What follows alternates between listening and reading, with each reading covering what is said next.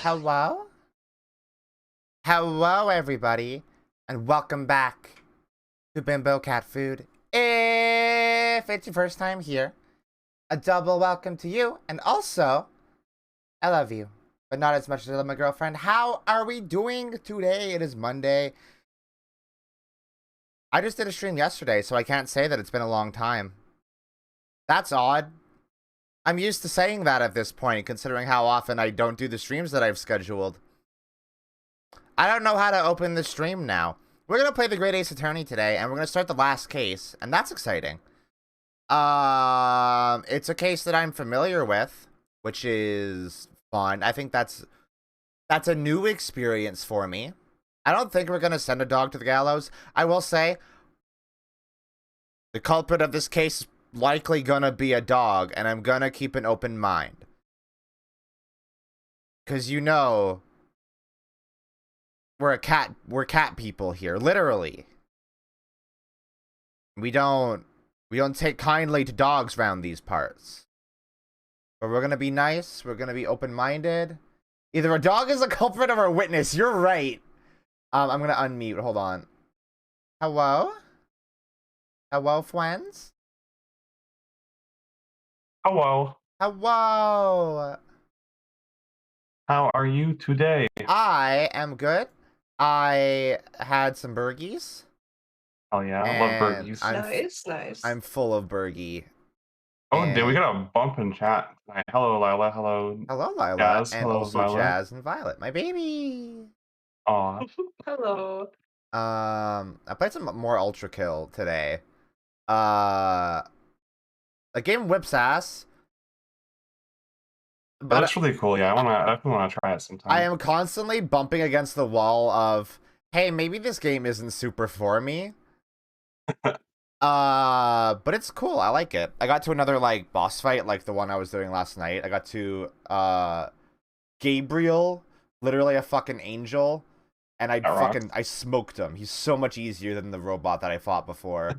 You rolled him up into a little joint and then you smoked it. Yeah, exactly. He's so small, and I smoked him. Hey, y'all ready to like pet some dogs today or whatever? Yeah. Better be We're gonna some pet dogs? like it better be some fucking Baskerville. there better be some fucking dogs in this case, or I'm gonna be fucking upset, dude. What's the dog doing? What's the dog doing? Murder. I'll bark when I see a dog, okay? Bark with me if you are my dog. If you were my dog, bark with me. All right. Did I get you into saying that, or did you say that before we met? What? Bark with me if you're my dog. Never said that. No, you said it before. I can't recall. I feel like I just said it for the first time just now. Because I used to say it like all the time. Yeah, that's an ancient reference at this point. Yeah, it's DMX by way of Super Best Friends. No, well, no, I think no, it's that fucking it's not, I don't know if it's necessarily DMX. It's that fucking parody song, rap song. Like I'm a Gangster. No, I know, but it was inspired by DMX shouting "Let me hear my dogs bark." at Oh, conference or yeah. whatever. Yeah. I guess it is DMX by way of I'm a Gangster by way of Super Best Friends. Like the broken telephone of references. Yeah, oh my god. Where there is brain, there is Super Best Friends reference. Exactly. Hey, let's play a Squiggly game. dark hole. Yeah, Play the exactly. Where's the game? There's the game. Oh, I still have the music up. Shit. I was playing my own music during fucking Night's Try yesterday. There we go. How did the old college try go? It was good. We beat it. Nice. It was fucking rad. Like, the last leg of that game has a fucking, like, it has a knight firing at you with a Gatling gun from a floating platform that follows you around the, like, last bit of the gauntlet. And it's That's fucking amazing. hard. It looked like a fucking Zaku, honestly. Like, I was like, this is some Gundam-ass Gundam shit that's happening. My spirit descended from heaven to help you. Clear that last part. Yeah, and then you push a little switch, and he just ragdolls and dies. That rocks. It's so good. Hello, Charles. Hello, Charles. Oh, thank you for the pet. I appreciate the Let's do a dogs. let's do a dog. Let's do a I don't dog. think we should do a dogs. Oh, the adventure of the unspeakable story. What a good fucking. Is this Airbud? Oh, it's no, it's Air Buddies 2. Everybody's too. God, what if one of Airbud's children was just a hellhound? That'd be sick. Breathlessly, in the stillness, the silence lasted for what seemed an eternity. Air Buddies, except At last, one of them Equal is to Santa Scrappy Buddies Doo. called Satan Buddies. Oh, shadows of the cloud I want to live in that alternate universe. sprang out upon us. A hound it was, but not such a hound as any mortal has ever seen. Fucked up dog. It glowed with a smoldering Fucked up glare. dog. The whole of its ox-sized body was outlined in It just had rabies. I mean, its rumbling panic probably. howl, so terrified was I that It's like Cujo.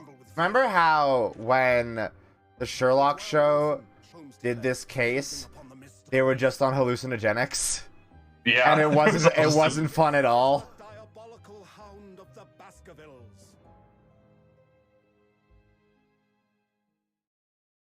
Fuck that show. Evil Airbud ground foe. Ground foe. I love that.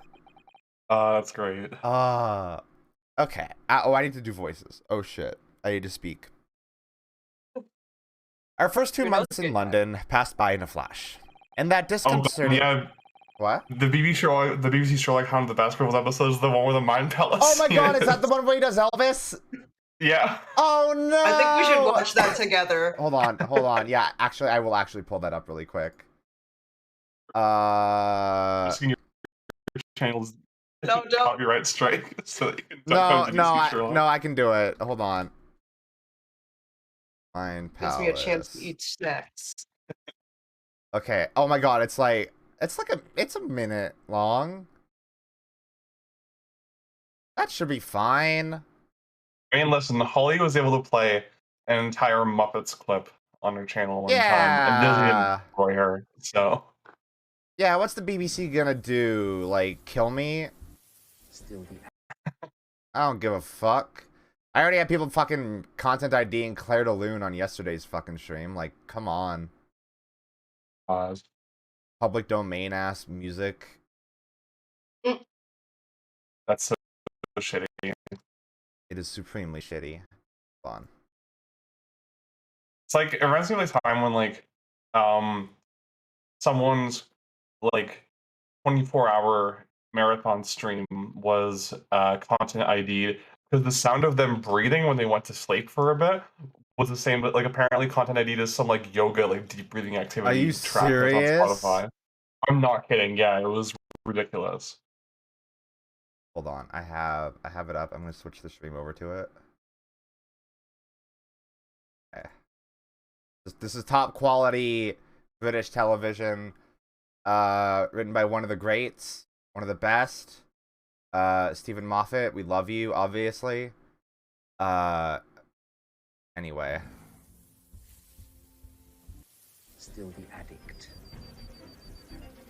But this is what you're... Is this not right? This isn't the right video. This is not the right video. Hold on. No, it's like, it's just sort of like Sherlock Holmes, This. like, yeah, that's the one, yeah. Public domain ass sounds like a Japanese adult video title. Okay. Maybe it's not a drug. No, it has to be a drug. How did it get into our systems? How? There must be something. God. Something buried deep.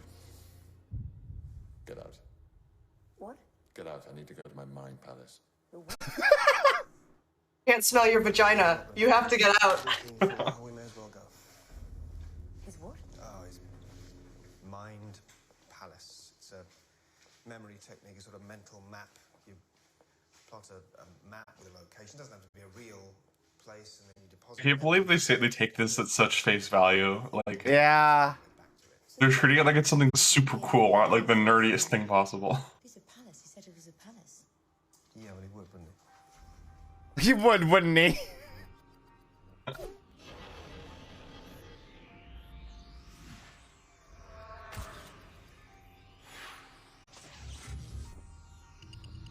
This is what graphic design is. Look at this editing. Can't believe that he still does this, which is with magic effects over his hands instead of words. God, you're right. This is part of his edition tape. Oh, The fucking Archer font. Yeah.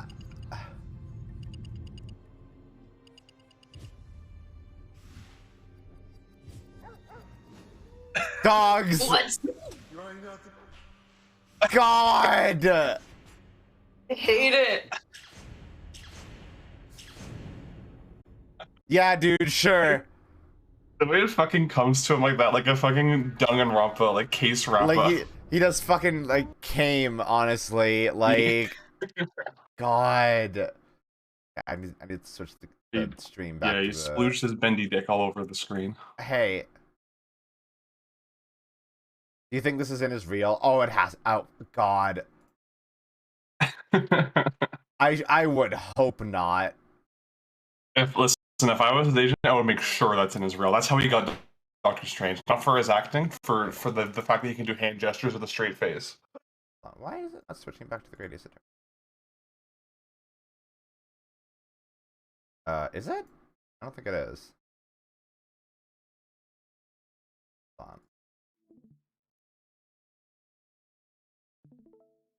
There we go. There we go. You're right, Needle. This is peak prestige television in however way you want to take that. I think he goes into his mind palace to watch porn like he's a true Int J. No, I think I can't believe that this Sherlock is not completely sexless. Like, he fucking reproduces asexually. Like, I hope he doesn't reproduce, actually. See, yeah, also that. Oh, I think one of my favorite things to come out of BBC Sherlock is that one picture of Martin Freeman that says Martin and his dog Cracker. And then someone posted on Tumblr saying Martin's a really stupid name for a dog. Oh, that's good. Okay, let's carry on. In that disconcerting... Oh, go ahead. Sorry, Violet, there's a difference between being ace and being sexless. Yeah. He's a strange mix of incel and volcel, where like he's not interested in sex, but he still is mad at other people get sex. Yes. He's mad when other people do it. He's like, what are you? Why are you wasting your time? Where's my hug? Holmes reproduces Where's by my hug? budding. But actually, I don't want it. Okay. In that disconcerting courtroom experience we were first thrown into on the day we arrived in the country, and in Soseki-san's terrible ordeal that had followed closely behind, we had emerged victorious. However, there then came an abrupt end to our opportunities to appear in court, which was hardly surprising, of course, since I was nothing more than an amateur, an unknown student of law from a faraway land. So life in our little office was very quiet.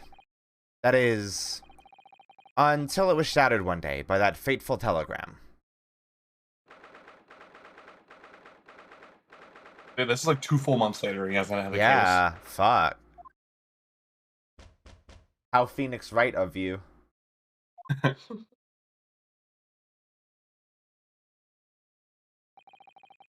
That morning, I was woken by the unreserved knocking on the door by the telegram boy.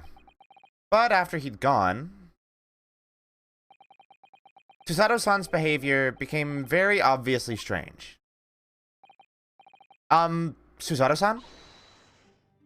Yes. Is it time to leave for court already?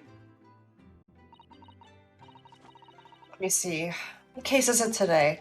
I don't think I'm scheduled to defend anyone at the moment, am I? Oh, no, of course not. How silly of me. But I think Iris said she would make us breakfast this morning. So, shall we go down to Mr. Sholmes' suite? Yes. Iris makes the most delicious breakfast food. She does, doesn't she? Once our bellies are full, we can leave for court in fighting fit form. I think she has depression. I think she does. Let me see. What case is it today? Or anxiety? Here we go again. I like the, I'm good, I'm chill now. I like the, Dharma. Yeah, you learned why they look like that this past weekend. I did learn why they look like that. Because it's fucking representing monks that sat still for so long that their limbs rotted off. Yeah, that's fucked up. Fucked up. It's fucked up. Ah, the Dharma doll I brought with me from home. Still with only one eye colored in. I said I'd color the other eye once I won my first court case here in Britain, but... You have one, haven't you? Twice, in fact. Because I feel as though I'm still lacking as a lawyer. I tell you what, why don't you color the other eye in if you think... Other eye in once you think I'm a proper, fully fledged lawyer. You insist. I like that little stove here. That's cute. Yeah. It's spring at last, and the weather is warmer now. But I love the smell of the fire and the steam rising from the kettle. Oh, would you like some tea, Naruto-san? Thank you, Susato-san, but I'm alright for now. With the green tea Susato-san makes me from time to time, and Iris's unique herbal infusions, this place is paradise for a true tea lover. Oh, that'd be rad. Yeah. Green tea is such a wonderful accompaniment to British tea cakes, don't you think? Check out the tool to the left of the stove there. That's Wool? The tool. Oh no. That spade has been in here since we started renting the place. Oh, that's not a spade, Naruto-san. It's a shovel. No, shovels are for digging. That's for scooping up loose material. It's a spade. No, spades are for digging. That's for scooping up loose material. It's a shovel. I think she leans. I don't want to dig a hole for myself, so let's leave it. That's Welcome to this.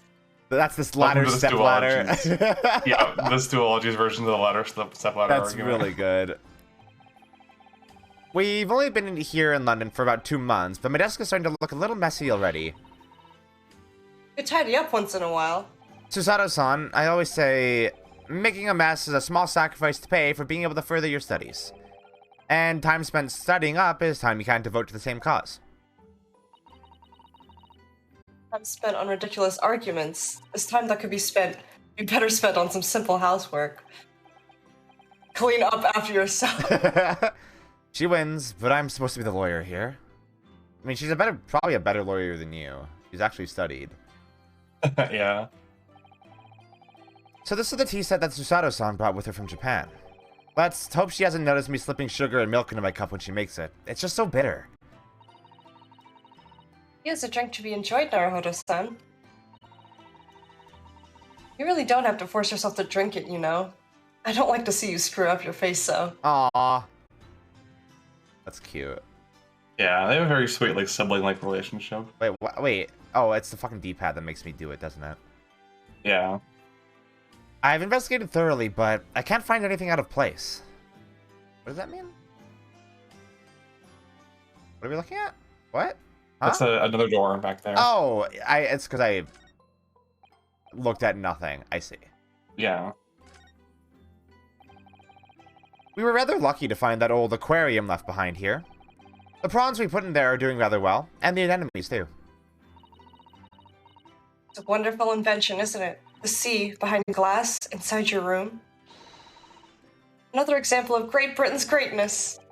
Having to clean it out and change the water isn't so great, though, is it? That is, are those onions? Garlic. Garlic? Mushrooms? Oh, I think it's onions. I think it's onions, yeah. You can see, like, the... For vampires. Yeah, They're what? round. For vampires? Onions for vampires? Yes. What is this? Ah, this must be the telegram. Let's see. Ah! No, you mustn't look at that. Not under any circumstances. Alright, I won't. Sorry, Naruhodo-san, but you can be very mischievous at times. Then put the telegram away if you don't want people looking at it. You Mysterious. threw my shit. You know, I've never seen inside your room there, Susato-san. I've never even peeped inside. I should think so, too. A young maiden's private chamber is a place of bittersweet secrets, you know. Whatever you say, young maiden. Where does Naruhodo sleep? I think there's another room off to the left there. Is there a room? Wait. You can't really see it here, but I think it's implied. Okay. I was like, I don't see anywhere to sleep here, poor boy. Sleeps on the fucking floor. That would be very Phoenix, right? I mean, I guess you could sleep on a tatami mat. That's true, yeah. Or a futon. Or a futon, yeah. He shares the bed with Shomes. Oh, Yeah. That makes sense. Get your shipping brain out of here. What? He simply sleeps at the foot of the bed like a dog. Okay, don't say that. So what was it about? The telegram that was delivered this morning, I mean. Oh, a telegram? I don't know what you're talking about. You just told me not to read it. Miles. Sorry, but you're not going to get away with that. Well, I didn't think I would. I love that spray she does. Yeah, she's Yeah. cute. Thanks. Big thonk. Actually, don't give it a moment's thought. It's nothing. Nothing interesting. Boring, in fact. It was just a boring old telegram. That's 3 times now that she's tried and failed to convince me it was nothing. Promise that I'll tell you about it at some point. Alright, I understand. Him. I suppose Soseki-san will have arrived back in Japan by now, won't he? Yes, I should think so. He left immediately after that terrible ordeal. he leaves the courtroom and immediately goes to, like, the docks. It would mean he should have completed the voyage already. Or be just a few days away. Can you imagine how rough that would be for John Garrett? First, his wife gets arrested for, reckless endangerment. Well, it's not manslaughter. No one knows. Manslaughter.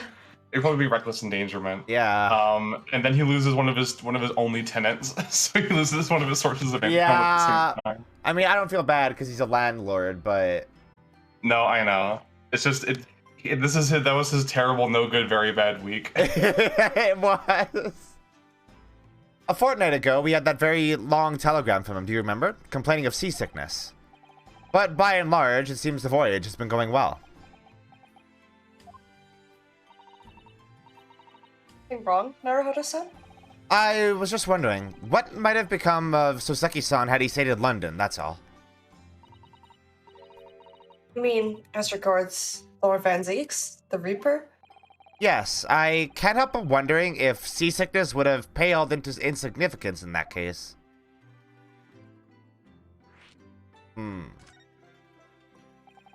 He does have one other tenant, yeah. But, like, that's still one, he's still one tenant down, which is, you know. And a wife down. Wife down. Wife down! He loves his thick wife. Oh, press F. You can say shotgun, it's okay, I'm right here. What is it they say? That no one who stands in the dock can be saved from the Reaper, right? Like the way that nightmarish trial ended on the very day we arrived in London.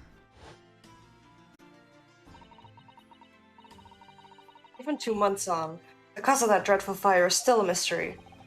Yes, but at least Soseki-san is safely out of the country now. Presumably that means...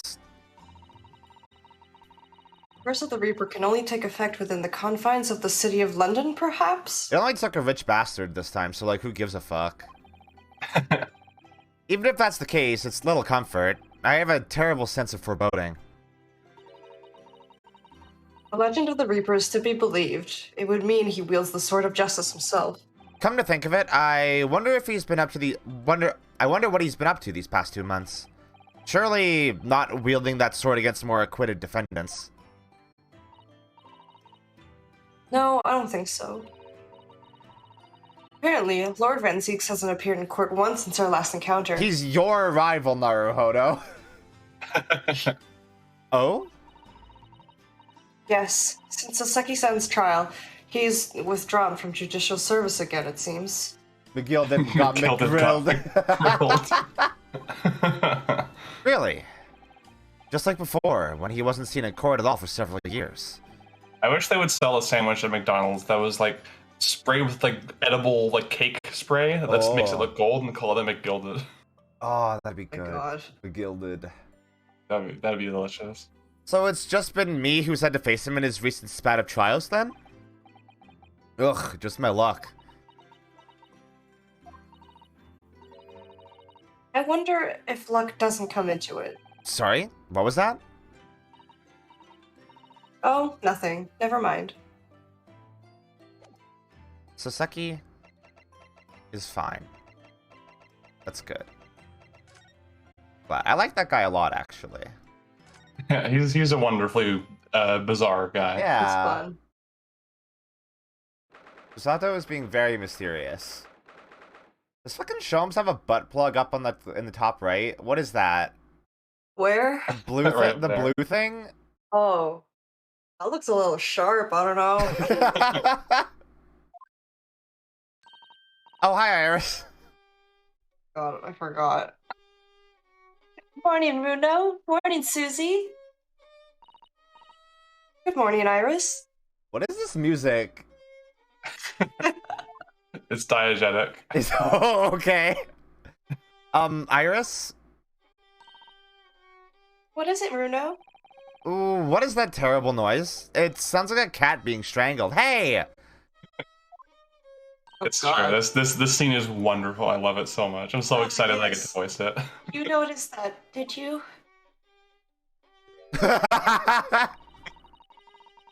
Really isn't in the best form this morning, it seems. Oh, he's depressed. Hello. Lol. Hello, Mr. Sholmes. Good morning. Oh! Good morning to die, perhaps. Tumblerina. Okay, Edgar Allan Poe, like, what the fuck is going on with you? Average Twitter user. Has something happened, Mr. Sholmes? You look miserable, and the way you were playing the violin before... He's off the opium. Analytical mind is dead. Music is dead. World is dead.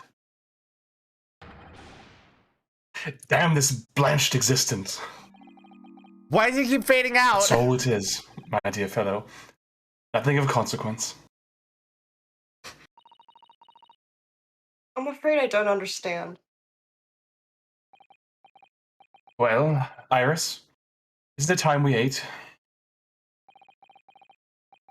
Some dry toast and insipid coffee for me, if it's not too much trouble.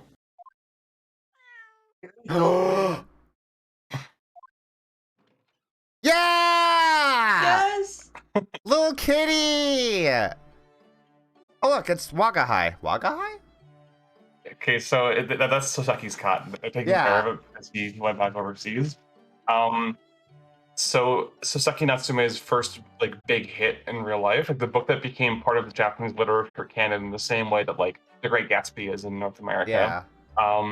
Was called I Am a Cat, or Wagahai no Neko Diaru, I believe is what it's called in Japanese. Oh. Wagahai is like a really, really, really pretentious first-person pronoun that's like really antiquated as well. Hell yeah. So basically, it's Sasaki Natsume is the one who popularized the idea of a really snooty, like self-important cat in Japanese media. I love that. He's so cute. Yeah, He's got a little bow tie. Oh, Or is it just yeah. a collar? I think it's a bow tie collar. You know? Oh, Of course, no pets allowed on the boat. So he couldn't bring the cat. Yeah.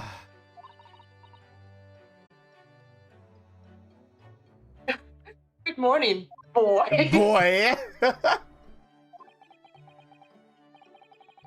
That must be some sort of tiny door for cats to use. But how do they get there? It's for Sholmes when he's drunk. Well then, everyone, time for breakfast. Oh, wonderful. Let me help you, Iris. Ugh.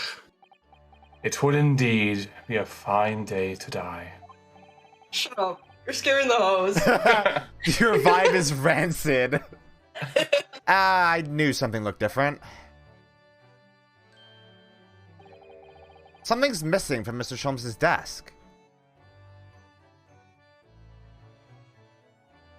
So hey, how about wanting to die?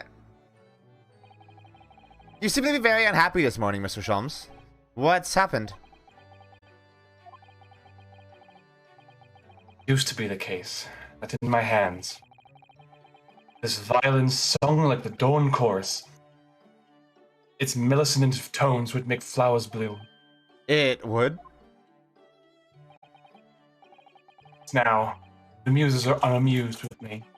The goddesses of music have thrown me out. Oh.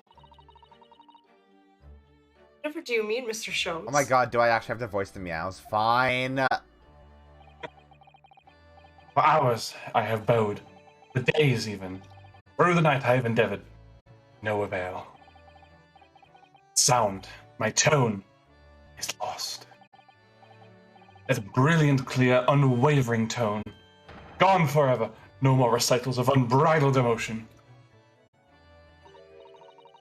Well, you haven't been practicing much lately, have you, Harley?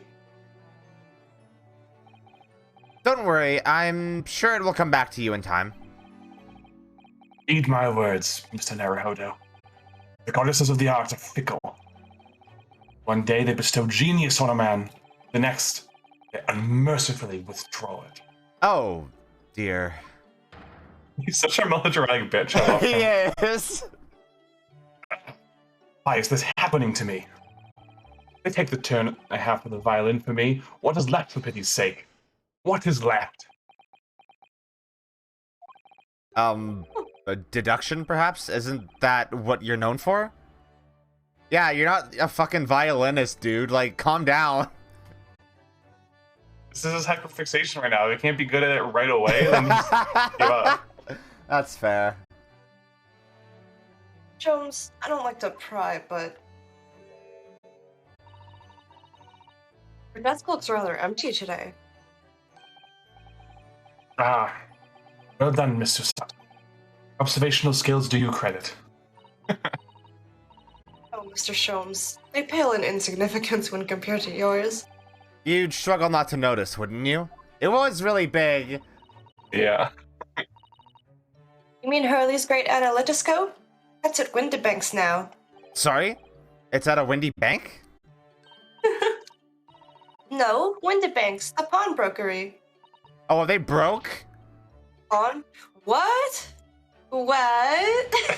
You mean you've pawned that enormous machine of yours? It has some considerable value, you see. Quite undeservingly. But isn't it a very important machine for your work? She's gonna cry! She's gonna cry. Look at what you've done, Sholmes, you idiot. I do wish you had consulted us if your situation had become so desperate. We don't got money either, Susato! Oh, she'll do what she can. She'll kill for that money. Oh my god. I should have gladly passed what little income I have to you. I guess they still have their stipend, too. Yeah, but we need that to live. No, I have to give it to my Blorbo show. Shut up. Storm. Storms. Your Blorbo Storm. Blorbo from my Ranced magazine. Oh god. Dear madam, things are far from desperate. Get a real job then. But pawnbroker has your wonderful machine. How could it be anything but desperate? Making use of a pawnbrokery is quite the ordinary here in London, I assure you. It is? It doesn't sound ordinary at all.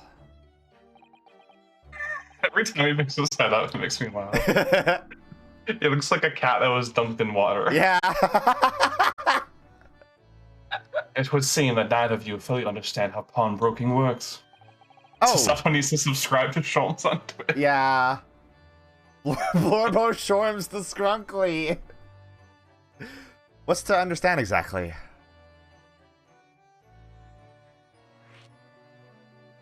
Do I need to know this? I feel like I probably need to know this. What did you mean when you said we didn't fully understand how pawnbroking works? This is like in Zero Escape when they just start talking about like the anthropic principle or the Monty Hall problem out of nowhere. It's like this is going to be important. Yeah, later. this is relevant. Yeah. The people of London, pawnbrokeries are akin to banks. That sucks. Banks?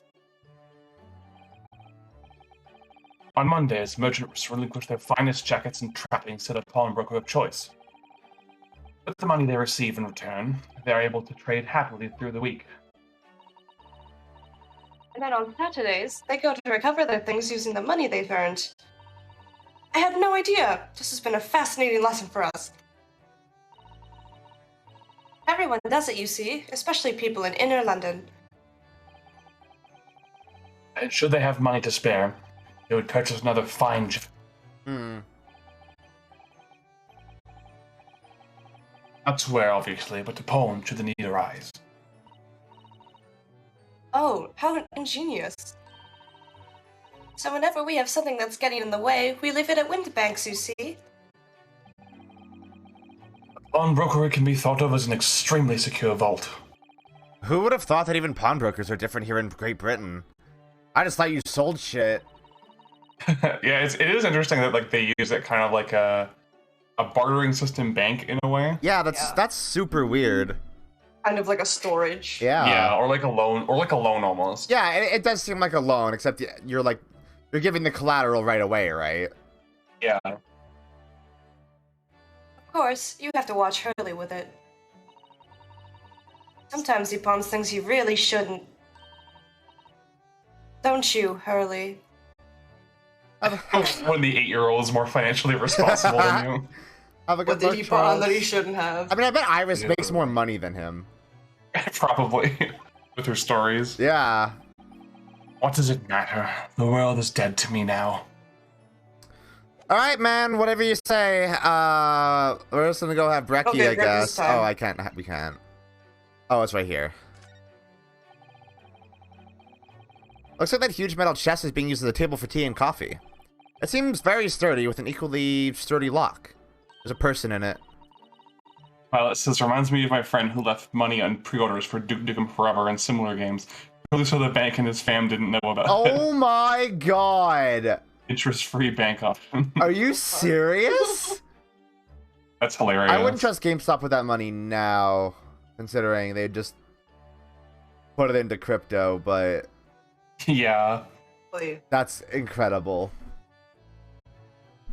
Mr. Naruhodo, you mustn't go around opening things. I always have to keep an eye on you, don't I? You're very You mischievous. said that twice today now already. How did you come to that conclusion? Hi, Iris. Iris. Iris. Little girl. Look about the cat. Mr. Natsume's cat seems to have settled into his new home then. Oh yes, and I've become very attached to little Waggy. It appears previous owners completely forgotten to him. That they're unfeeling creatures. Their muse is empty as the hearts of the muses. I mean, Bad because he didn't get to pet the cat. Frankie, because you suck. motherfuckers when they get no pussy.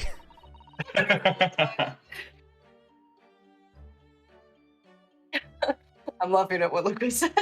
If Mr. Natsume had no intention of taking Waggy back to Japan, I wonder why he kept him in the first place. I expect he would have taken them if he could. But pets are strictly forbidden aboard steamships in our experience. For good reason. Terrible things can happen if the rules of passage are not obeyed. Our friend could die, perhaps. Well, I don't mind, because Waggy is adorable. Ah. Yes, he really is. Oh, yes. What about the door? I don't remember seeing that tiny thing in the main door before. Where did that come from? Oh, you noticed? You are observant, Runo. Thanks. Look, I used this. It's my latest invention. What is that? The Dorifier? I call it the cat flap-o-mat. Gosh, a machine for making doors just for cats? Why? That's right. I can make a cat flap for a little furry friend like Wacky in seconds. And it can do it in any door at all, no matter what it's made of. Oh, it's very What? powerful, you see. Huh? That's so, like, I love, like, that kind of, like, quirky genius thing where it's like, hey, I made this device that can cut through any matter, and I'm using it to make cat doors. Yeah. Yeah, it's really good. Wouldn't it have been quicker just to make the cat flap rather than making a machine to make the cat flap? Well, yes, maybe. But now I can make cat flaps anywhere I like. Oh, I think that's wonderful. You must make one for us in the door of our office upstairs, Iris. She really knows how to come up with unconventional inventions, this girl.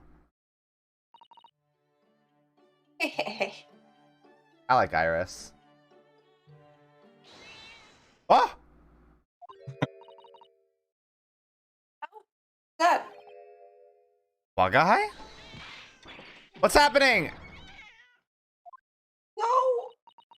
The cat just died! Oh, what was that? Oh no! My guy's tangled up in your violin. I think he thinks it's a toy. No! What's he doing to it? Oh dear, Mr. Sholmes' precious violin. What happens if she presses it against Renault's face? You don't want to know. That's body horror. He dies! That's some Saw bullshit right there. Ugh. Making a flap in your face. No. Oh my god. Oh, why should I care? What? I shouldn't be surprised. I'm so, like, he talks so fast usually, so I'm having a hard time adjusting his voice. Yeah, to I speaking know. So slowly. Well, you're also drinking Monster, so that's not gonna help. If the cat is a more accomplished musician than I now.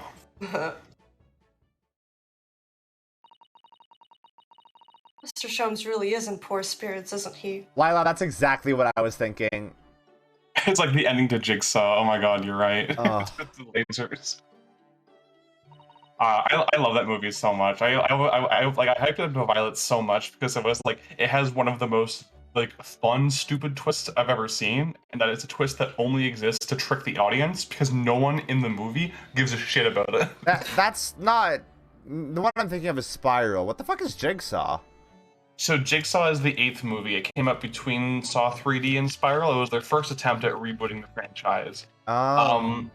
It's interesting because every Saw movie up until that point is very like low tech, low production value. So it's weird to see like a high budget Saw movie in terms of like it actually has decent like lighting and cinematography and effects, but it's very mid the entire way through. Like it's just kind of It doesn't really like thrill you or like it's not as like fun dumb as the rest of like the best bad Saw movies. Then that gets to the end, and there's literally a 6-minute scene of the character explaining the twist to another character because that's the only way they can do it. They can convey it. It's so funny because the iconic Saw theme is only 2 minutes long, so they have to loop it 3 times. Oh during my the sequence. god!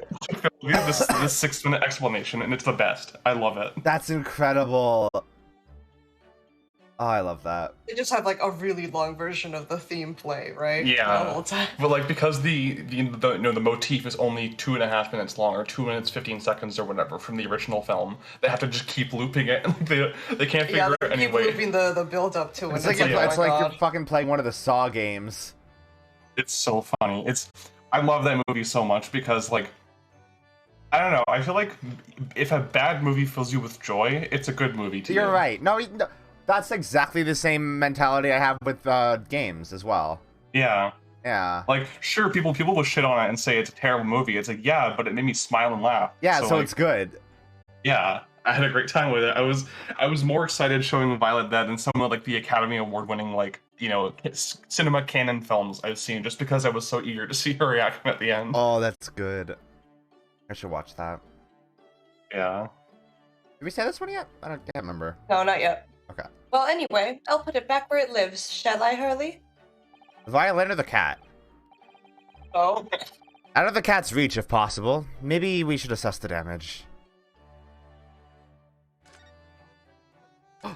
Baby, give me pets. Oh, thank you for pets. Thank you, baby.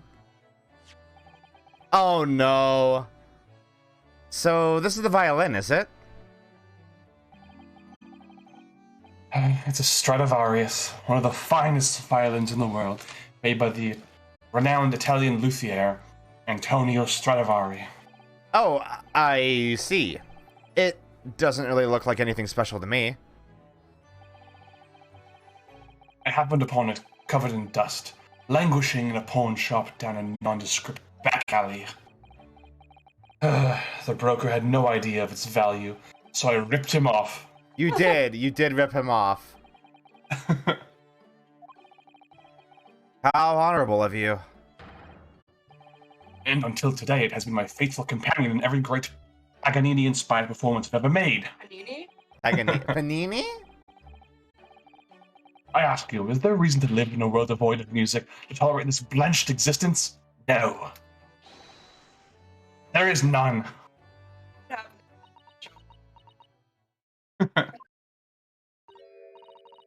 Think you'd like it? Oh. You think you'd hate it? Mr. Sholmes. What, dear madam, what? My thoughts are preoccupied with the fancies of release from this dull routine. Fancies of release? Oh, yeah. Oh, Well, yeah. It's about the violin. It looks very different to normal, don't you think? What does that mean? Lila, how expensive is that are those violins? Mm-hmm. What do you mean, Mr. Sato? Oh, Susie's right. Yes, the tone of the wood is completely different. And that's not all. I'm sure there was no crack here before. Wait, it's not even the right size, is it? What's this? What do you mean they're 8 to 20 million? Yeah, they've appreciated over time as more and more have, like, you know, they become rare since, like, they break or they decay or they fall apart or whatever. That's ridiculous. Yeah. If someone claims they have a Stradivarius, most likely they have a fake one that, you know, wasn't actually made by Antonio Oh my Stradivari. god. Wasn't there a quest in Fallout 3 where you bring a lady a fucking Stradivarius, like the last Stradivarius violin? Mm-hmm, there is, yeah. It's Oh, one of the better quests. that's one of the really good. That's one of the really good quests. Yeah. Yeah. Hmm. Oh, what's this?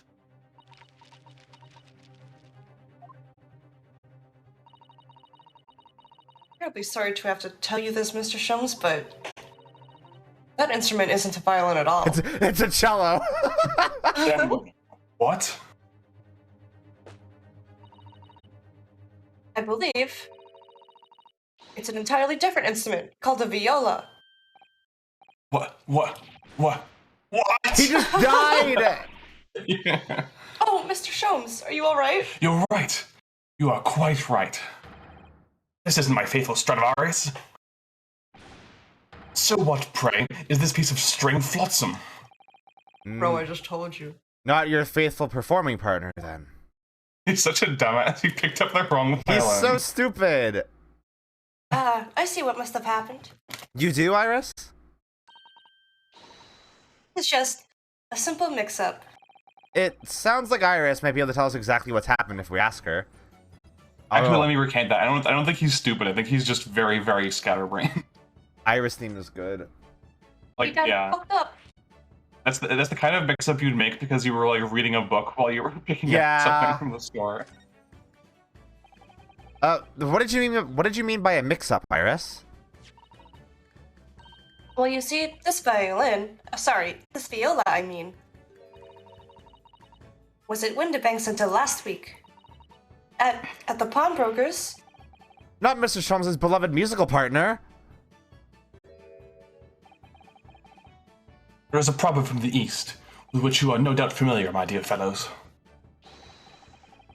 Always the beloved child travel. Yes, Yes, indeed. So you sent your beloved violin to the pawnbrokers in the hope that it would experience personal growth? Oh, what a wonderful idea.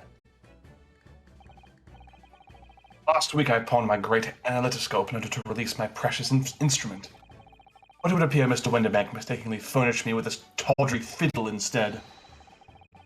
But my ears cannot be deceived by the hollow timbre of this piece of timber. No, but your every sense was deceived by the fact that it just had strings. Shaw. He didn't actually. Did he just actually push Shaw? It's why I always say, Mr. Naruhodo, never trust a pawnbroker. They will try to fiddle you every time. You told us that you could think of a pawnbroker as an extremely secure vault.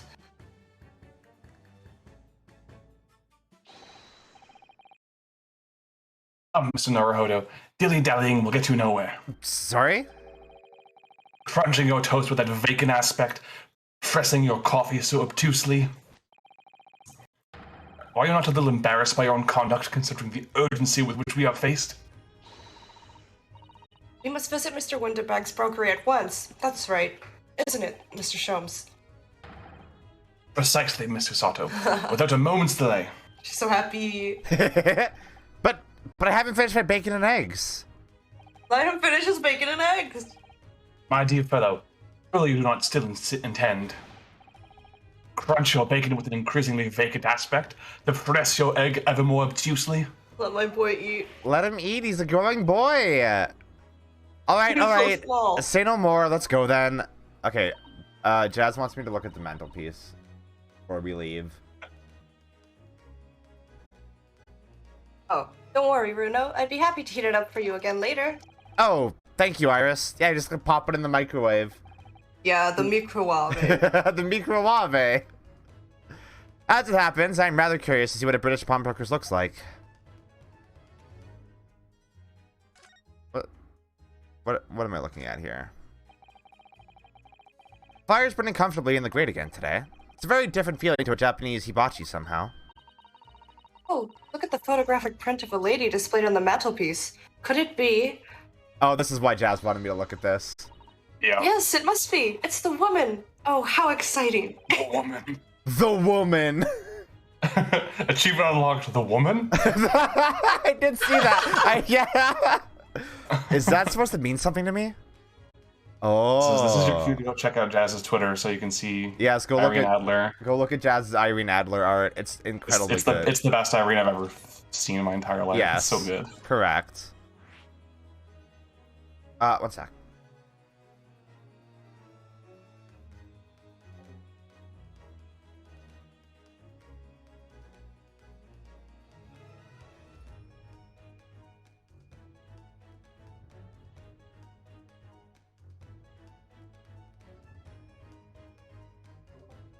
I'm back. Welcome back.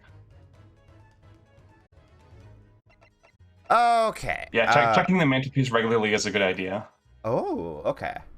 Okay, I will do this. I need to move the cursor. Whoops. Oh, wait, can I just look at the whole street? Oh, that's cute. Look at all the different things in the window of the shop.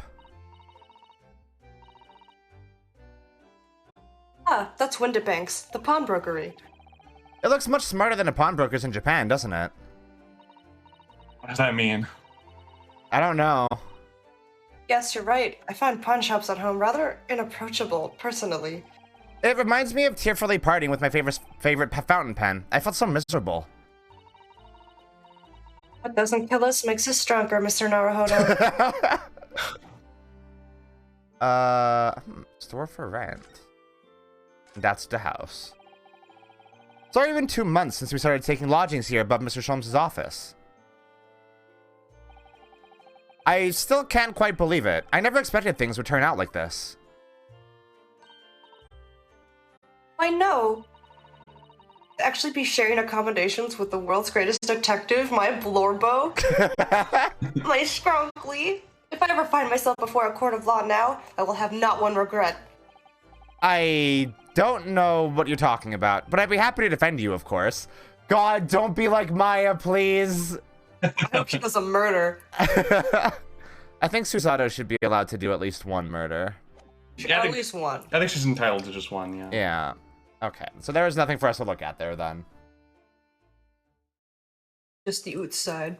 Just the outside. Oh no, there's creepy dolls. There's a horse. Poopits. There is a horse. Hello, gamers. A skull? So this is a British pawnbrokery. Oh my, there are all sorts of tools and contraptions in here that I've never laid eyes on before. Susato-san, and the spark of wonder in your eyes.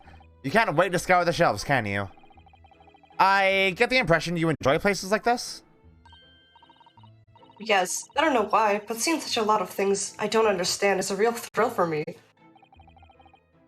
My dear fellows, let's not forget why we are here. Oh, Mr. Sholmes. We are calling on matters of business, not pleasure. And... Just punched out Susato. Oh my god! What's up, Sholmes? No! And clearly Mr. Sholmes means business too, judging from the spark of fury in his eyes. Oh, it's that guy! Oh, hello, gamers. Who's gonna voice him? Do you wanna voice him, Luka? Should I? It's up to you. I don't know what voice. He's pretty. I don't know what voice I would give him. I don't know. I kind of picture him as having like a nasally voice, to be honest. You know, yeah, I can do a nasal voice. All right. Mr. Sholmes, sir, welcome back. Did you hear that brazen welcome? Well, yes, we are potential customers after all. This guy has just become his personal. We are disgruntled customers, Mr. Naruhodo. It's time to inform Mr. Winterbank of our ire. Oh, he's gonna be a Karen. Oh my god. The fight is afoot. He just looks like a guy. This looks like a real person. A real British man. Yeah. Naturally, you'll recall this territory from you some days ago. Yes. The second-rate fiddle is not my favorite instrument, Mr. Winterbank. The color of the wood is different. It has holes in it. It's not even the same size. Wonderful summary of our observations, Mr. Sholmes. Yeah, maybe we should. Maybe we should make a disclaimer about this character. Wait, what? Why? I don't know whether I should say it now or when it actually shows up. If you're uncomfortable at guns being pointed at things. Oh no. Okay. And yeah, now's your cue to just stop watching for a bit until this character is off screen. Okay. Let's see. I'm so very sorry, sir. How utterly unforgivable of me, and an inexcusable mistake for a pawnbroker. There's only one way to make amends. Oh no. What?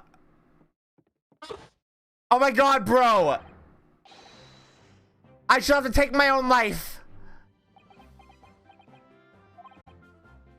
Hey, don't think that will be necessary, do you? If I may just say one thing before I pop off, shut up. Yes? It was you, sir, Mr. Sholmes, who took it upon himself to remove the item the other day, I believe. Sorry? As I recall, I entered the storeroom to fetch your violin when I heard, here it is. His running gifts are incredible. I've seen people who don't even know anything about Ace Attorney use them just because they saw him in a gift keyboard or something. His running animation is incredible. He's the only character that actually leaves the frame instead of just fading out.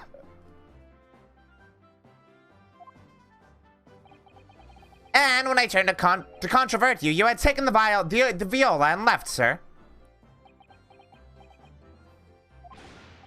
However, there can be no doubt that the blame lies firmly at my own door for allowing you to leave. So I shall not grumble or grouse any longer. May this guilt die with me. Okay, I just want to point out, He literally lives next door. Yeah. No, stop, my dear fellow. The fault is mine.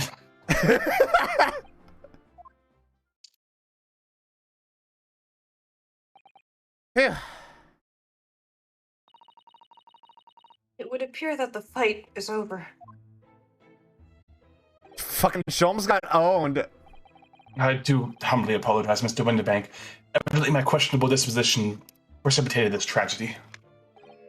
Well, you wouldn't be Mr. Herlock Sholmes without that questionable disposition now, would you? I do believe you may be right, sir. Of course. It's either laugh or cry, I suppose. You are, it must be said, one of my more challenging customers. I need to remind you of the peculiar collection of items you've brought through my door in the past. Oh? Peculiar items? Ooparts. In the extreme, ma'am. For example, the unpublished manuscript of an eponymous work. The novels of Herlock Sholmes or some such. Why? A new full-fledged novel? And unpublished? A story I have yet to read, I mean? Ah, forgive me! Wait, before you die, you must tell me more!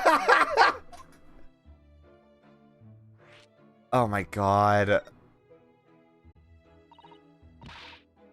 I must know more. Tell me everything. Wow, Susanna is really fired up now. Is there really an unpublished story under this very roof?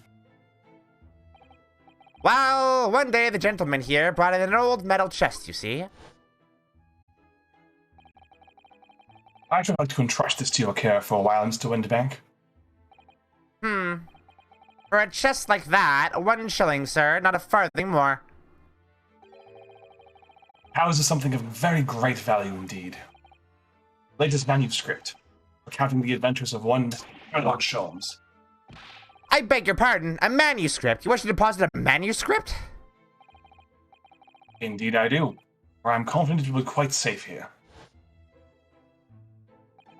And that was that. As such, Mr. Sholmes' latest tale of otherworldly mystery lies dormant in my storeroom. Mr. Sholmes, is that really true? Do I sense that someone doesn't want to talk about this? I continue to pay your fee, do I not? Then kindly continue to store my belongings securely. Of course, sir, of course. They're safe and sound with me, I assure you, on my life. This is all very strange. No kidding. I wonder, could I ask you something? A gentleman from the east, I see. Yes, that sable suit. I suppose I could offer you 6 pence for it. Without wishing to offend, the tone is somewhat dull. Sorry? Aha! But for your splendid attire, ma'am, 5 guineas, no less. The colors are exquisite, the design exotic, the Eastern artistry at its finest, may I say. Oh my, 5 guineas, you say? How interesting. Why do I feel as though I've suffered some sort of defeat here? Actually, I was hoping to ask you about your business. I've heard it said that pawnbrokers are used rather like banks here in London. Yes, sir, indeed. Many of my customers utilize the establishment as you describe.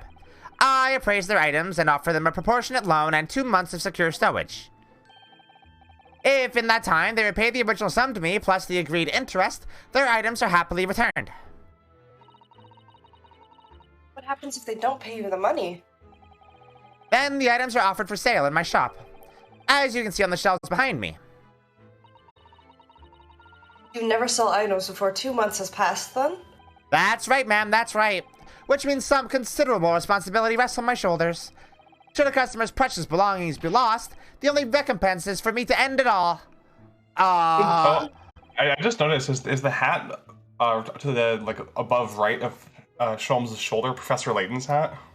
The brown one with the red. Oh yeah, absolutely, absolutely, it is. That's great. I didn't notice that Easter egg when I was playing the game. That's before. cute. That rocks. The very idea, Mr. Winterbank, is an absurdity.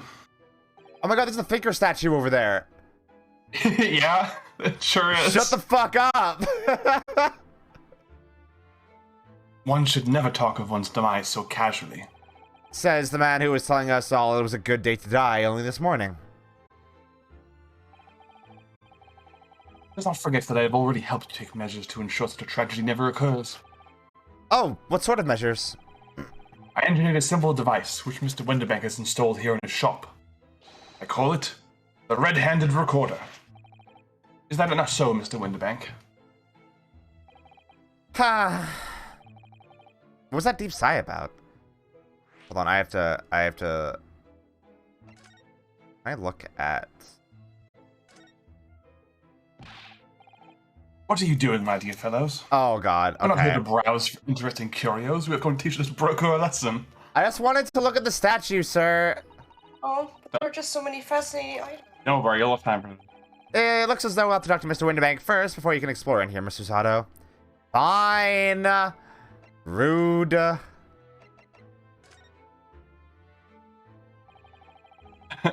Yeah, it's true that I think it will only be about 20 years old in this time period. God.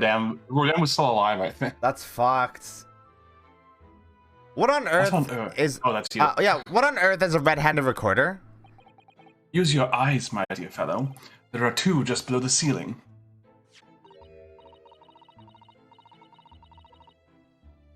Oh, I can see what appears to be a camera attached to some sort of timing device. Very astute. It is indeed a camera furnished with some 100 pieces of celluloid film. Every 30 minutes precisely, the camera automatically records the appearance of the shop. Here, I have an example I can show you. Dog! Dog. Dog? Dog! Dog. There's a real picture. That's a real picture of a dog. Ah yes, a print from the camera set to record the activity to the shop counter.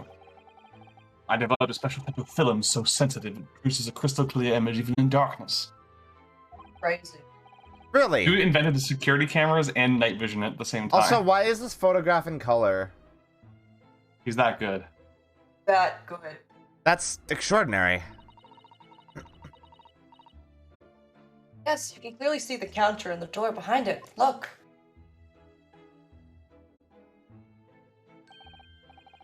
So you see, were someone to enter the premises with ill intent, his identity would be summarily exposed. I mean, that gives them a half an hour window to do it, which is a considerable amount of time. But did you not say that the photographic prints were taken at 30-minute intervals? Indeed, as you say, my dear madam. And what if the incident were to occur in between times? One could only say that would be a cruel twist of fate. I must confess, your devices have been giving me some causes for distress of late. I beg your pardon, Mr. Winterbank. Surely they're anything but distressing. Reassuring is the word. It's the cost of the film, sir. You most graciously placed not one, but 2 cameras in my shop, after all. Which means I must pay for nigh on 100 utterly useless prints every single day. I'm afraid the cost of the film will break me before I'm very much older. I love how he's so proud of this invention, and like 3 different people like it actually sucks. This sucks actually, and it isn't good. Yeah, it's great. Nevertheless, a small price to pay to ensure the safety of my preferred pawn brokery. No, it's a Prawn brokery. My dear fellows, we verge on an age where safety and security come at a price. Oh, Herlock Sholmes predicts the Patriot Act. Ugh. Oh, heaven help us.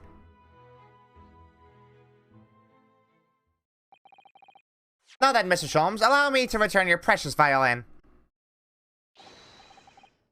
Ah, the very thing. Thank you, Mr. Winterbank. Perhaps this might mark the end of the peculiar items you try to pop, Because if anything were to happen to one of them, this would be the only answer.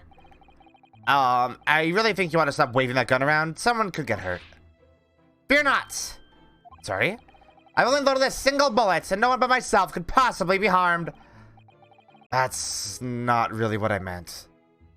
Depressing. That's depressing as hell. Good day to you then, Mr. Winterbank. Don't shoot yourself. It's been a pleasure as always, Mr. Sholmes.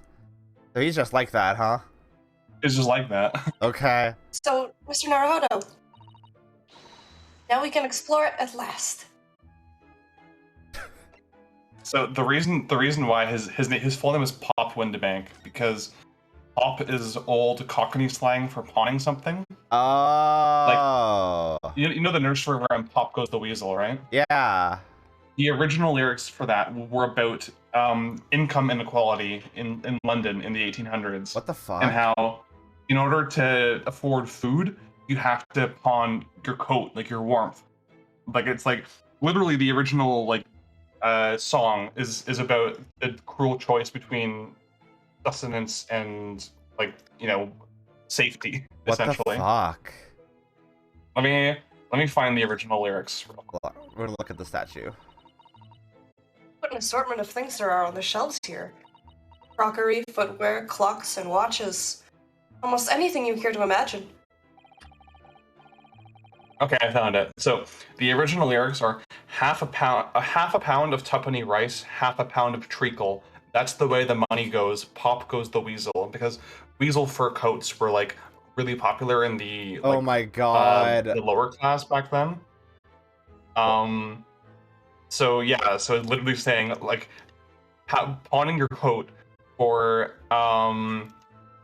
basically like sugar and rice. What the fuck? Yeah, it's really good. That is like, really good. It was for some reason like it lost all its meaning, just like Ring Around the Rosie, and was kind of sanded down into a generic like absolutely song. But not Ring Around the Rosie is the creepy horror movie song a child sings. Yeah, exactly. But yeah, I found that interesting. I didn't know that until I played this game for the first time, and I was like, why did I keep saying Pop? And I looked it up and found that. So. Huh? That's cool. From my brain to yours. Hell yeah. Those are forfeited items offered for sale by the pawnbroker. What does that really mean, though? When you pawn or colloquially pop an item, the broker loans you money against its worth. He stores the item for an agreed period of time, after which the loan must be repaid. If not, he is free to display items in his shop for sale at a price of his choosing. Oh, yes. Now you've explained it, I'm noticing little price tags and everything. Of course, simply by paying the agreed interest upon the are you guys still there? Oh no! Hello? Hello? Oh! Hello? You guys cut out there. Okay, I'll redo my line. Okay. Okay. Of course, simply by paying the agreed interest on a loan, one can extend the period of the safekeeping. So you may pawn that black garb of yours without fear, my dear fellow. My treasured university uniform? Never! It embodies my student spirit! Also, it's the only outfit I own. Yeah, it's the... yeah. Clothes. What is that? Be naked. Now what do you suppose this rather enormous machine does? It seems to have two little windows for looking through. Allow me to enlighten you, my dear fellows. What you are looking at is a stereoscope. Stereoscope. Fascinating. It is aptly named, I assure you. Look through the eyepieces and see for yourself. So this worked a lot better on the 3DS. Oh, I bet. Oh, I should be delighted to. Excuse me a moment while I have a look. Before you do, there is something I should point out. My dear fellows, in order to see the image properly, stereoscopically as it were, you'll need to be cross-eyed. Oh. So in the original, he literally just said, just turn the 3D on your little 3DS slider. Yeah. However, if that was beyond you, it is of little consequence today. Alright then, I'm going to try it.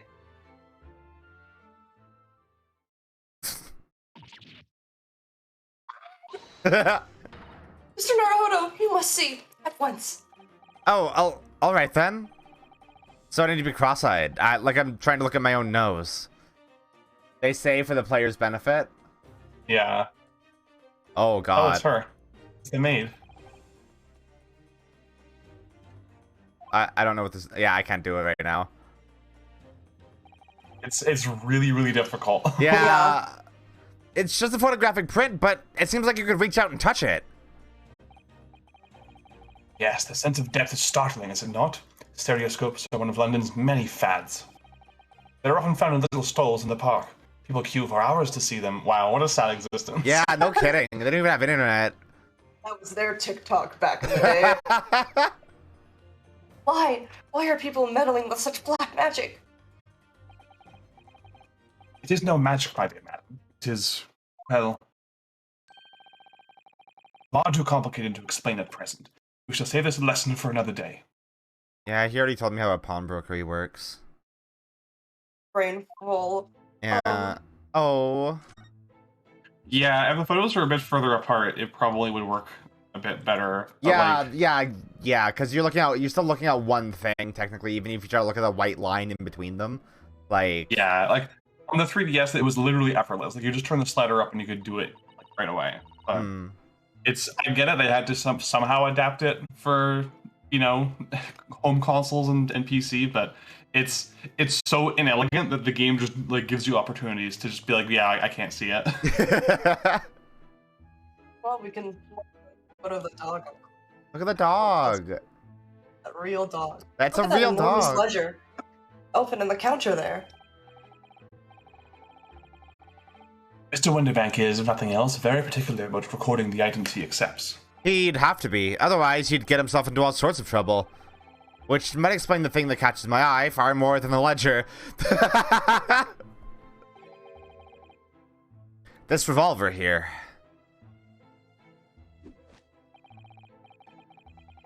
Do not entertain even a single thought of pilfering an article herein, my dear fellow. I assure you, Mr. Winterbank would not hesitate to draw that weapon with a speed belying his portly size. You don't mean he'd... Shoot himself. Blow his brains out? Indeed, in recompense for his blunder. Jesus. Oh my. But in any case, of course we would never do such a thing. How would you even suggest it? Yeah, what a jerk. Hounds is racist, actually. He is. Look at this. Look at this lovely, big, shiny box beat. That, my dear madam, is a music box. Surely you have such things in your own country? Yes, but I've certainly never seen one so large before, Mr. Sholmes. Shut up. Oh, sorry, I was distracted by how inappropriate that was. We're looking at your phone. Shut up. Always on your day. I'll be listening a while.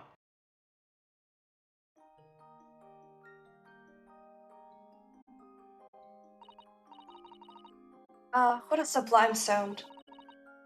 It's like the music of angels. I've never heard anything like it before in my life. So, generally, I think that, like, video game collector's editions are bullshit, but, like, the coolest collector's edition item I've ever owned was I got the Undertale collector's edition when it came out. Yeah.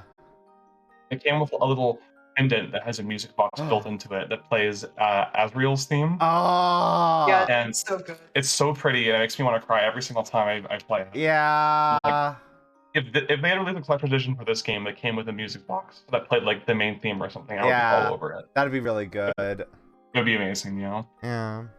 Obviously, these games aren't popular enough to get those, but No. if they did, consider the fact that fucking Zero Escape had watches made for, like, yeah, the pre-orders that's true. of it. Like, I think Capcom could spring for music boxes. If I'm Like, not they mistaken, are very delicate, though. yeah. Mm-hmm. If I'm not mistaken, one of the original trilogy on DS, only in America, that this wasn't available in other countries, had a pre-order bonus that was like a custom stylus with a huge objection speech bubble on the end. That rules. And yeah, it seems really cool, but like obviously, only a very specific demographic was able to obtain that. Yeah, obviously. This particular specimen is of the larger variety commonly found in public houses and restaurants. There is a metal disc on which the notes to be played are recorded. Simply by replacing the disc with another, any music you can care to imagine can be played. My goodness. What a simply delightful machine. And they're really close to inventing vinyl, huh? They're getting there. I think music boxes need to get a bit smaller first. Yeah. Indeed. Though their popularity has waned recently with the development of the gramophone, of course. Ah, okay, no, they have it then. Science and technology advance at such an overwhelming pace. Shows her an iPhone. Is there anything else? Oh, the back door. There seems to be a little door behind that curtain there. Like how Winterbank just fades away. Yeah. He's like, I'll scoot to the way for you. That leads to the storage room where Mr. Winterbank keeps articles that are currently on. Ah, I see. There's nothing of particular interest inside. I certainly wouldn't recommend any larcenous activity. Recommended or not, it's not something I tend to do. There is but one key. Mr. Winterbank keeps it in his pocket at all times. Before he sleeps, he places it into a small pot which he slides under his pillow. How on earth do you know about that, Mr. Sholmes? I am a detective, sir.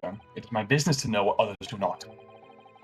I am frequently assailed by information I never care for nor wish to retain. Jones, you were a wonder. And the prime suspect of this pawnbrokery is ever burgled. True. I don't want to look at the puppets. It's okay, because you can't. Good. Thank you, video game. Very opulent calendar. Yeah. That's not a calendar you could easily miss, is it? 15th April, today's date. Yes, that's not for sale, I must point out. It is an Eastern-style page-a-day calendar. Every night at midnight, I tear off the front page to reveal the following day's date. I have a calendar for a tearaway fellow such as yourself, Mr. Winterbank. And who was it who walked out of here with the wrong violin before? Well, when the agreed storage period has passed without repayment, the articles are forfeited, you see. So I have to keep a close eye on the date. It's something of a pawnbroker's obsession, you might say. Yes, I can see you're very dedicated to your job. Sure, dude. Whatever you say. I wish there was a ping to see all the interactables. 3 globes of gold. Is that sort of charm? Dear me, have you not seen that sign before? No, never. 3 golden bowls are in fact, in Great Britain at least, the universal sign of a pawnbrokery. There are more than 700 such establishments in the capital, all showing the same sign. That's a lot of balls. Oh, I see. It is a lot of balls. That's 2,100 balls. Yeah. I don't imagine your ignorance was so profound. Shut up. Shut up, Sholmes. Well, what is the significance of the 3 golden balls then? Does it have some special meaning?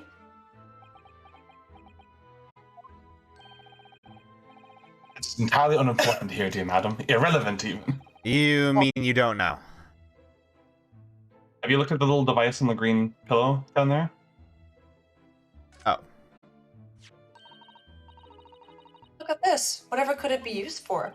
I have no idea. Ah.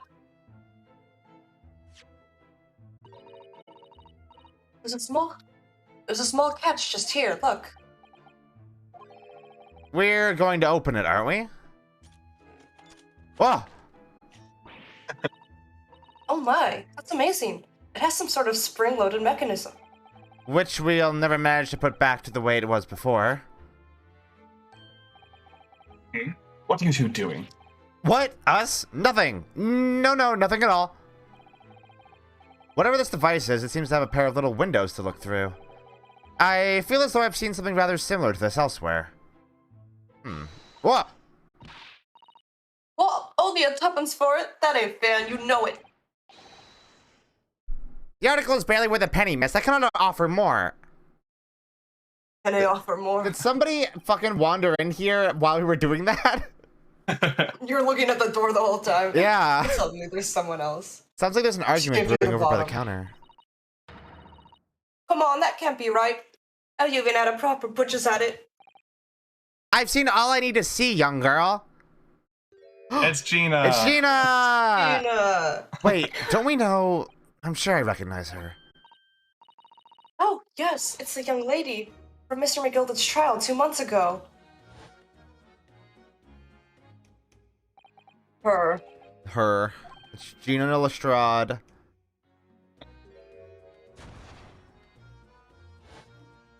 Brought a weapon into court. Yeah.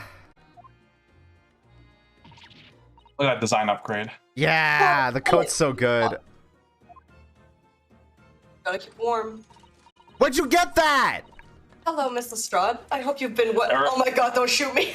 Iris let her keep it. Oh my She upgraded God. to the bazooka. Right. What? Remember me then, do you? Well, I remember being completely surrounded by smoke, that's for sure. So, what are you doing in here? Down and out like the rest of us? Nothing to eat? Come to pop that black weasel? Sorry, coat, have ya? Oh. What is it about this black uniform that makes everyone comment on it? Good day. Unless I'm much mistaken. You would be the young pickpocket who stole our experimental smoke grenade launcher. Oh, Mr. Sholmes. So, you have something of value to pawn, do you? Allow me to see the article, and I shall negotiate with Mr. Winterbank on your behalf. White knighting. Pull the other one. I don't need no help. Some stuck-up D. Get God, out I of my love her. business. Come on, or I'll make trouble for you. She's perfect. Yeah. As you wish, Miss Lestrade. I will happily remove myself from your presence. Goodbye. Slowly fades out. He's really done it. He's gone. I'm sorry, but as I said, there really is no room for negotiation here. What is that thing he has in his hand? Some kind of metal disc? Ooh. You, go on. Leave me alone. Oh, Miss Lestrade, you're so tsundere. Just pretend we aren't here. We shan't be offended in the slightest. She's been so nice. Yeah. I guess this is the first time she's met a girl around her age in Yeah. London. Zato-san can really stand her ground when she wants to. Whatever. Oh, she's so good. Okay, it's been an hour and a half. Let's take a little break. Sounds good. We haven't even started that case yet. Yeah, this one has a pretty lengthy build-up, but it pays off really well because of that. Okay, cool. All right, yeah, we will be right back.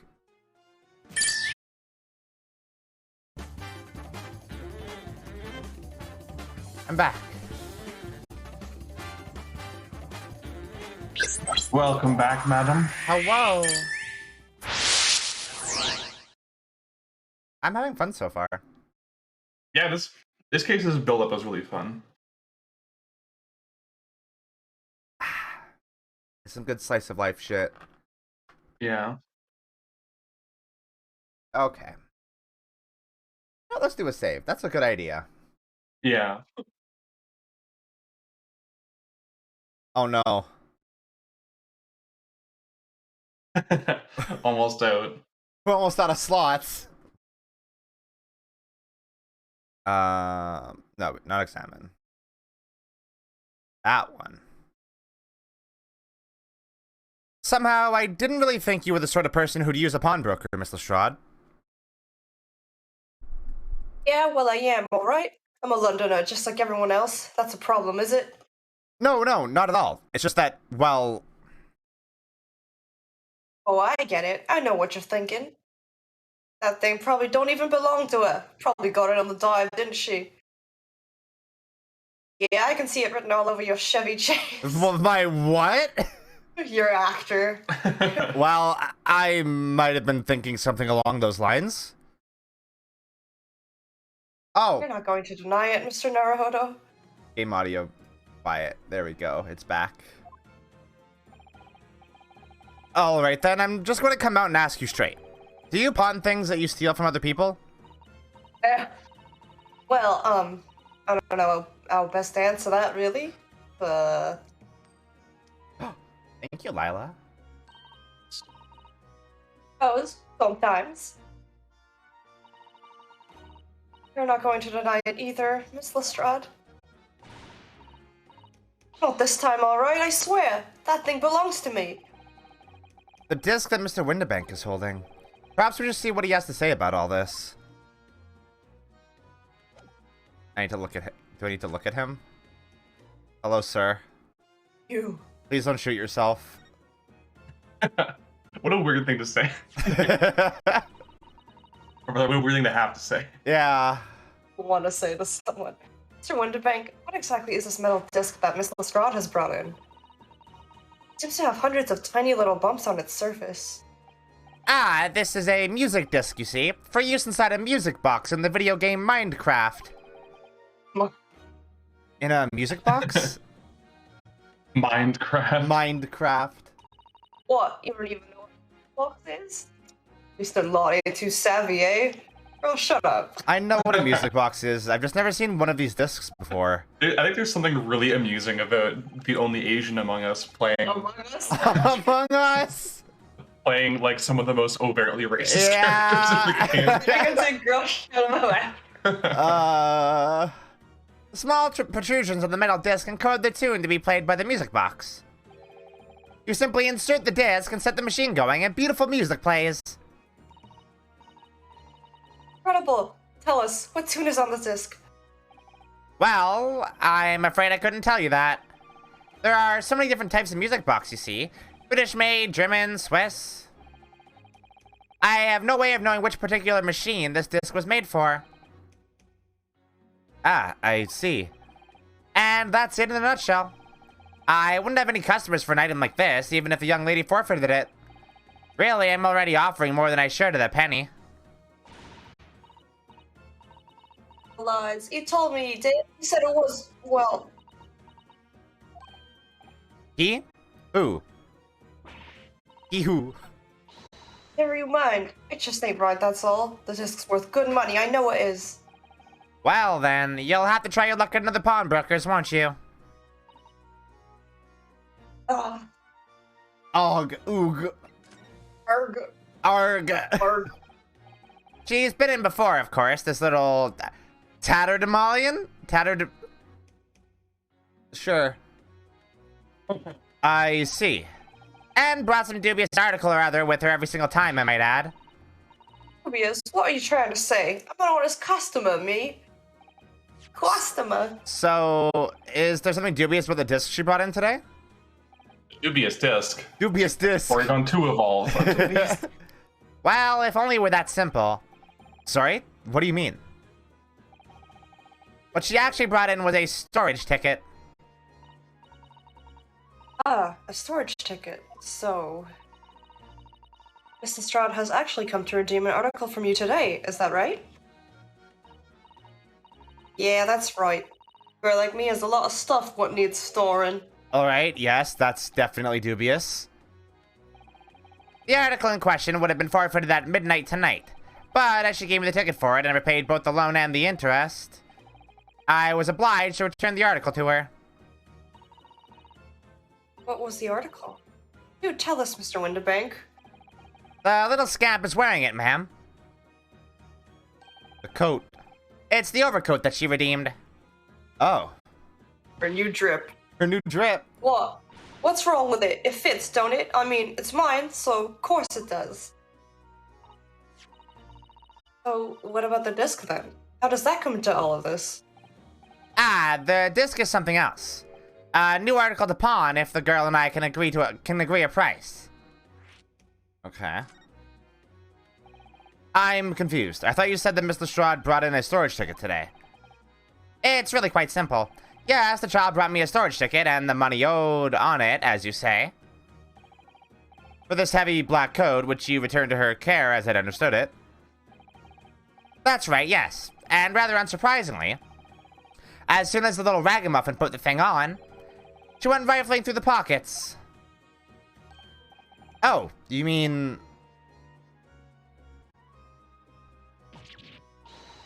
What? Don't you know it's rude to stare at a lady? Oh, I see. So it came from the pockets of the overcoat, did it? If you mean this disc, then yes, exactly, ma'am. And she immediately tried to pawn it. For quite a high price as well. This is all rather suspicious, I think. She's poor, let her eat. Yeah. Give her up. I'm just trying to pawn something like anyone else would. Miss Lestrade, may I ask who deposited the overcoat here in the first place? Well, me. It doesn't really appear to be your size. Me old man. It's me old man's, ain't it? Is it, Miss Lestrade? Yes, this is definitely all rather suspicious.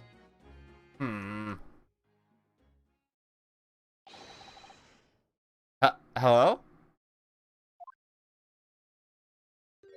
Oh, fuck.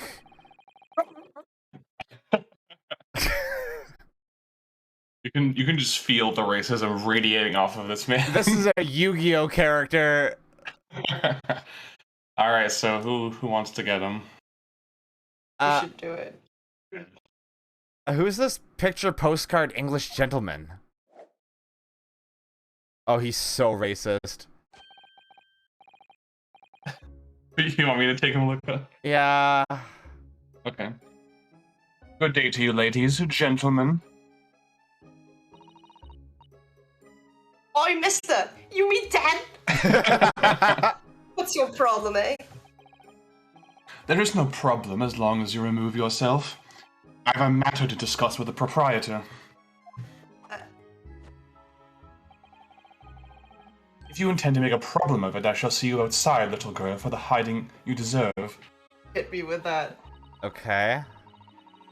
Look, ain't it obvious? I ain't done talking with him yet. If you think you're such a gent, you should know how to wait in line. Well, you're an impudent little brat, aren't you? As well as a pickpocket. How'd you know? Who are you? How'd you know who I am?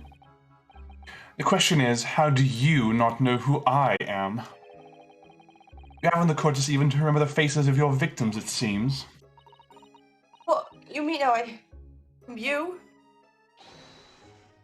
Broker. Yes, sir. Oh. I believe this filthy pocket thief has just redeemed an article from you now. Yes, How's this voice from, hon? Is this good enough for your standards? Yes. Yes, okay. The article in question belongs to me. I demand for it to be returned at once. Okay, well, I don't actually believe that at all whatsoever. Why? Now that's a lie. What are you trying to pull? Give me back my overcoat, you wastrel. And needless to say... Why is he doing JoJo poses? I need music box discs, too. No, you can't have it. You just can't. It's me old man's. Or it was. Now it's more. Wait, is Lestrade dead?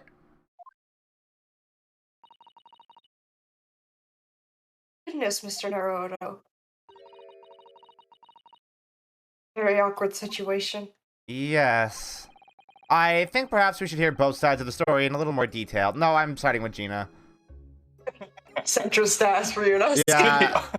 Jazz is like, oh, he's white. He's white.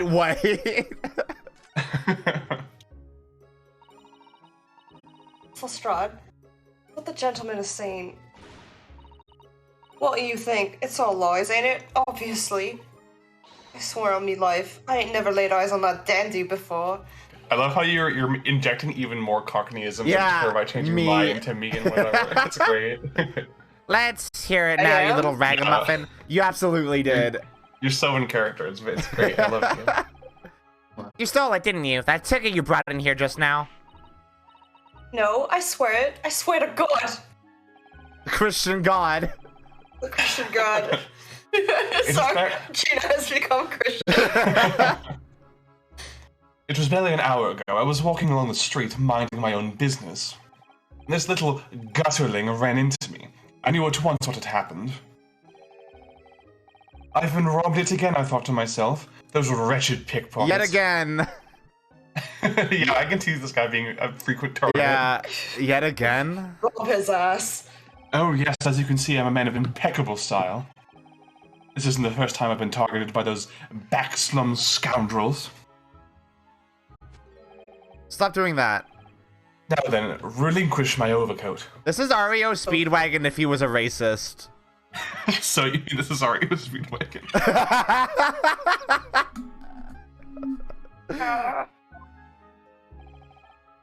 Come along now, Mr. Strahd. Give the good gentleman his coat back. If you're going to cause trouble, I shall have no choice but to call the police. Hold on. Why does everyone think it's me? Just look at this dandy cove, and you think I'm the dodgy one.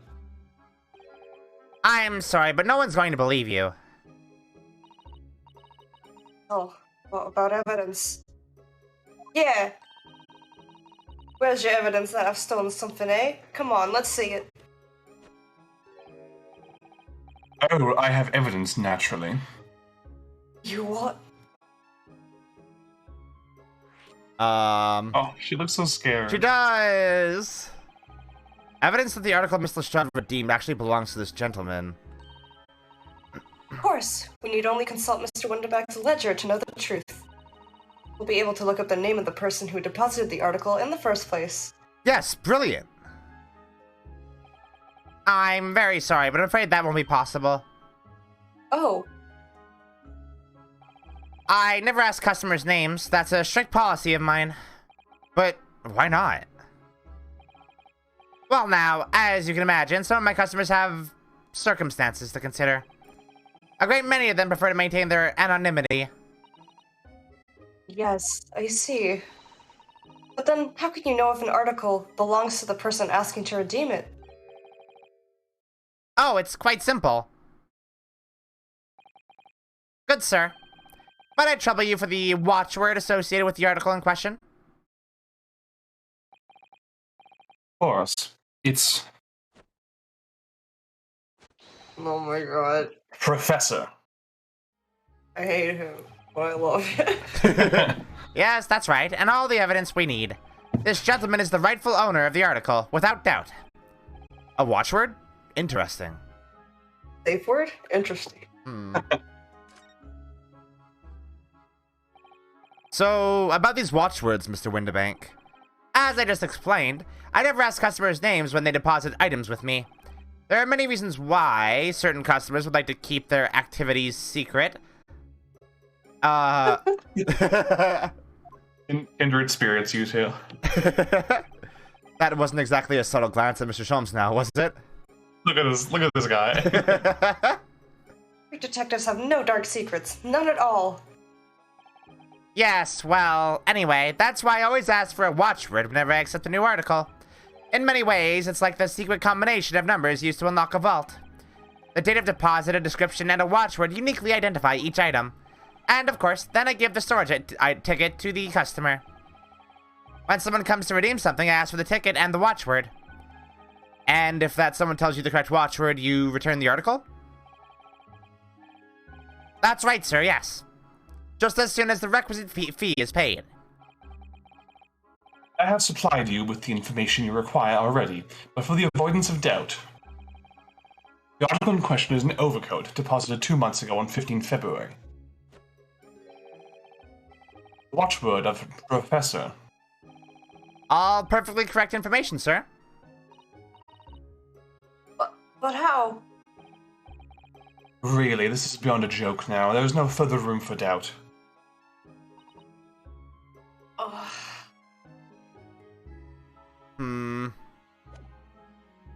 I trust Gina, though.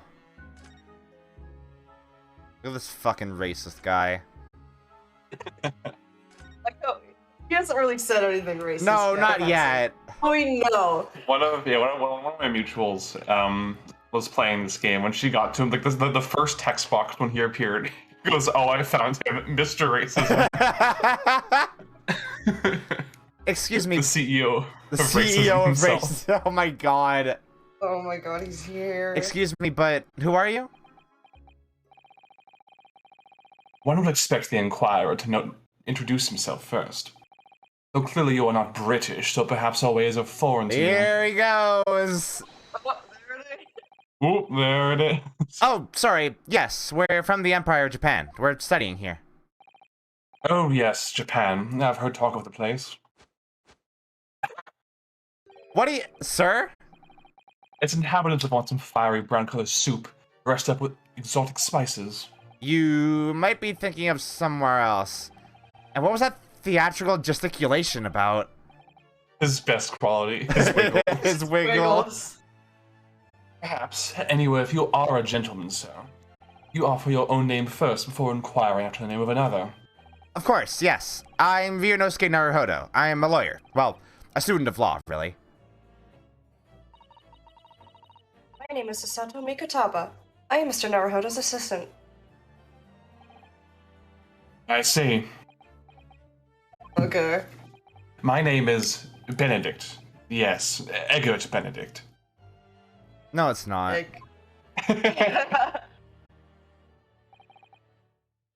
I love how in a game in a series with pun names as stupid as like Dead Man, you look at this name and you go, that's not fucking real.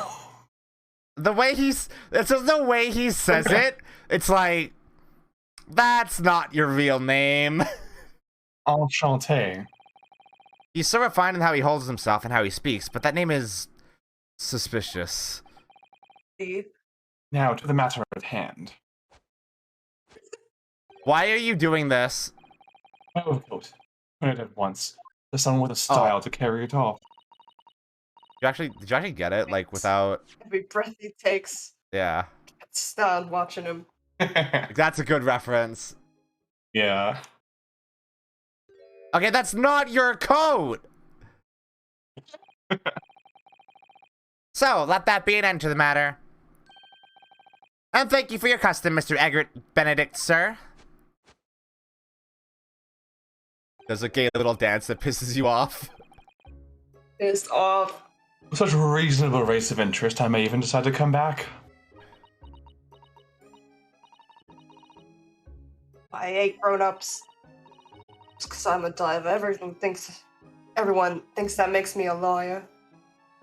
They wanted to show off the motion capture. Yeah. You know what, I will Absolutely. too. Yeah, that's fair. And the contents of the coat pockets, if you please, broker. But of course, sir, here is the disc for you. It's it. Just this one. Pardon, sir? I was expecting another. Or, that is, I deposited another. Another disc? Oh dear. I regret to inform you, sir, that what was deposited with me was merely the overcoat. The disc happened to be in one of the pockets, but I was completely unaware of it until now. Hope he doesn't pull out the gun again. So, Gatling, you're hiding more of what's rightfully mine, are you? Says who, eh? I don't know nothing about it. Very well. I shall bid you farewell. Say goodbye to style. Wait a minute. That disc is mine. Oh, hell yeah! What do you think you're doing, you little tramp? You've drawn blood, you filthy animal. Oh my, yes! There's blood on the disc. She broke the skin. Oh my god. It's because of all those sharp little bumps. The man must have scratched his finger on them. Good. I found it first, alright? It belonged to me, old man. So you're not having it. Or you take it. Me? If I hang on to it, they'll have it off me again. So you keep hold of it. Miss Lestrade, why is this disc so important to her? Legally yours now. Yep. I love that moment in an Ace Attorney game where someone hands you something and it's like, oh, cool, and then it shows up in the court record and it's like, oh. Oh, fuck. You there in that black livery. Hand that disc over to me at once, please. Sorry, dude, it's in my court record. Like, it's gone now. He said please. No, don't. He's lying. Grown-ups are all liars. Ugh, what do I do now? How am I going to resolve this? You're a lawyer, Ryunosuke! Thinking. I'm just gonna leave. Bye. Later. Going to McDonald's. Goodbye, chat. Look at Mr. Windbag watching diligently over shop. There's still so many things I'm curious about. But somehow I don't really feel like this is the right time to be browsing. Calming the spot situation must be our first priority. And I'm fairly certain that we can find just the great thing we need among the articles here in the shop. Oh. Okay, we use the horse, we smash it on the guy's head. You're right. Get the horse. I forgot he was there. Throwing it back. Mr. Sholmes? What are you examining with such keen interest there? As you enjoy a bar of caramel, I see. Oh, he went and got some sweets. Yeah. Is he depressed? Is he depressed again? It's so funny. In this game, like, every time he eats caramel in these games, he would be doing cocaine in the actual story. Oh my god. It's so funny. So, you found me at last, Mr. Naruhodo. I didn't know you were hiding. Sorry? After that young pickpocket sent me on my way, I was forced to lurk in the shadows. Cruelly ostracized as the rest of you partook in the jovial atmosphere of fellowship. He let himself get bullied by a 15-year-old. He did. He's a 17-year-old, thank you very much. Oh, I don't fucking remember. I had nothing to occupy my mind, but was too ashamed to let society see what my downfall had done to me. So, feigning mock interest, I pretended to examine the tedious trinkets in this desolate place. Oh yeah, Lucky Dingo. No, I think Sherlock Holmes in the original stories, it wasn't cocaine, it was opium, wasn't it? He was an opium addict. Yeah, but like... He did a lot. Wait until you see the shape of the caramel, you'll know what I mean. Oh, okay. Wait, that's literally says yeah, Sholmes's caramel. Yeah, but like the size and shape of it, it's like, yeah, that was cocaine before. Yeah, that's a brick. Yeah. Whilst, as you shrewdly observed, gnawing on the only friend I have left, the 7% solution of caramel. Pray, do you claim to understand the depths of my despair, Mr. Naruhodo? But how could you?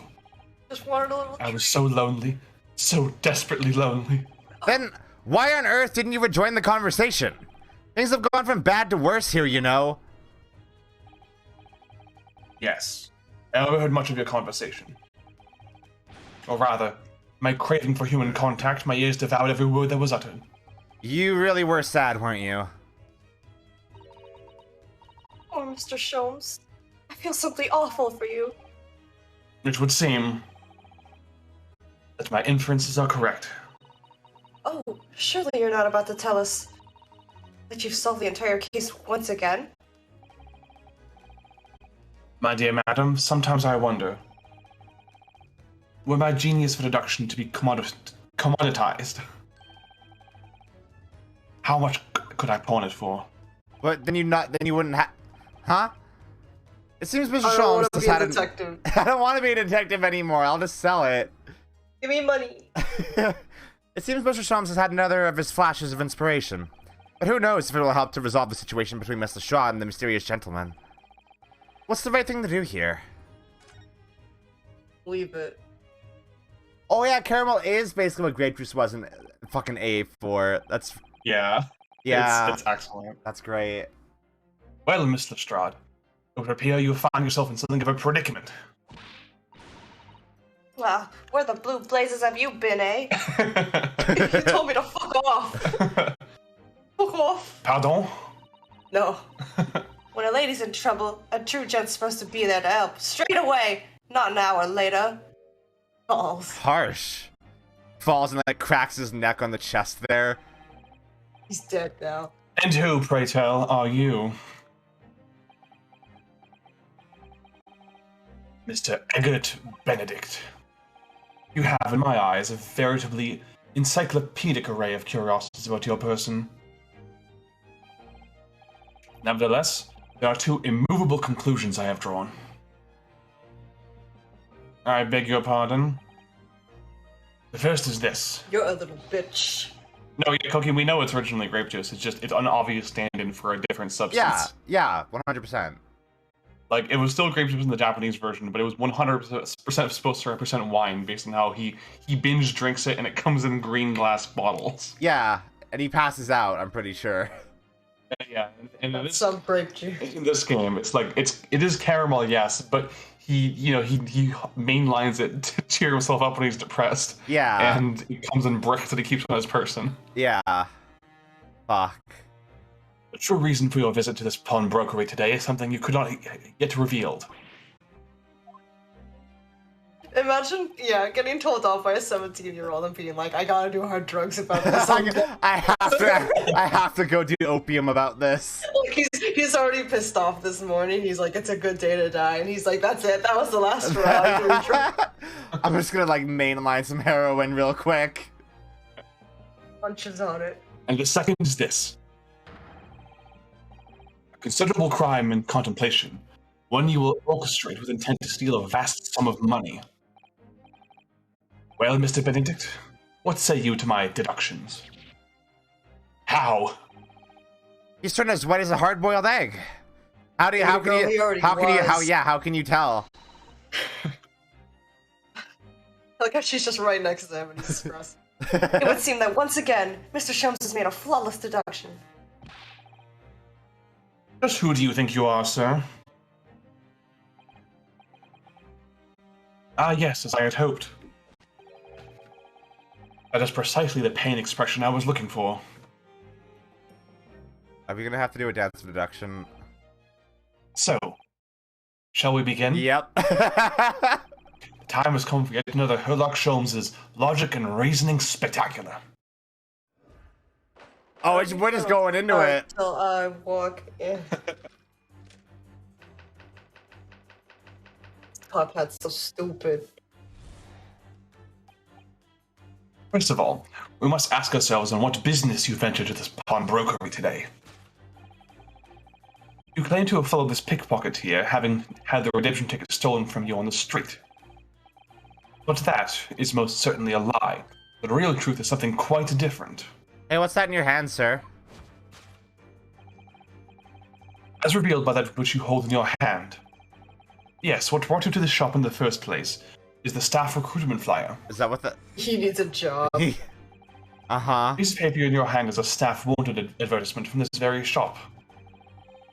Yet even the most unobservant would soon realize that a man of your appearance has no need for such employ. In other words, there is some ulterior motive for your actions.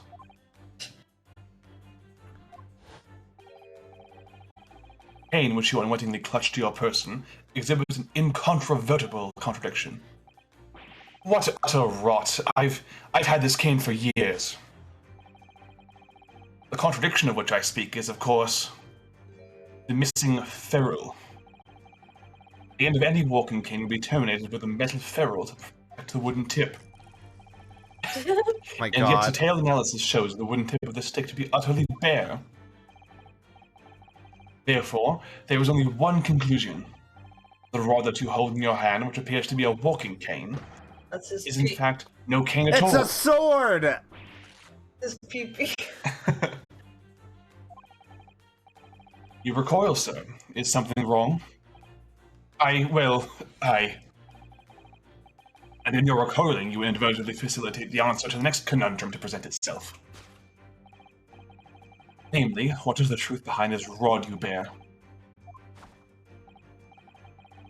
Yes, your reaction betrays the truth. The handle, which you evidently would like to conceal, is the key to understanding this riddle, you see. The moment I saw it, my suspicions were aroused. I was aroused by your rod.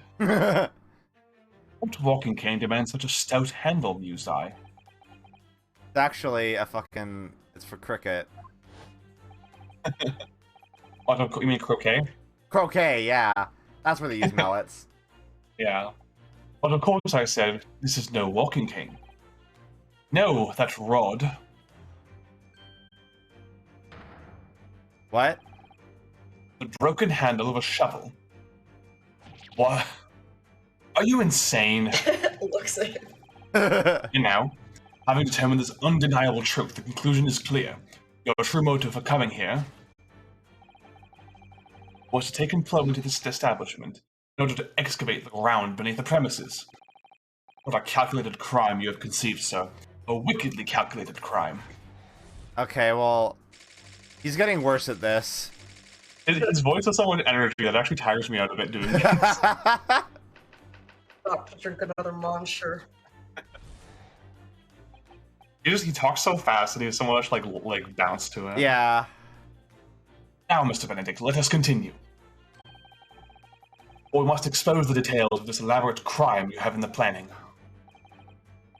This is utterly absurd.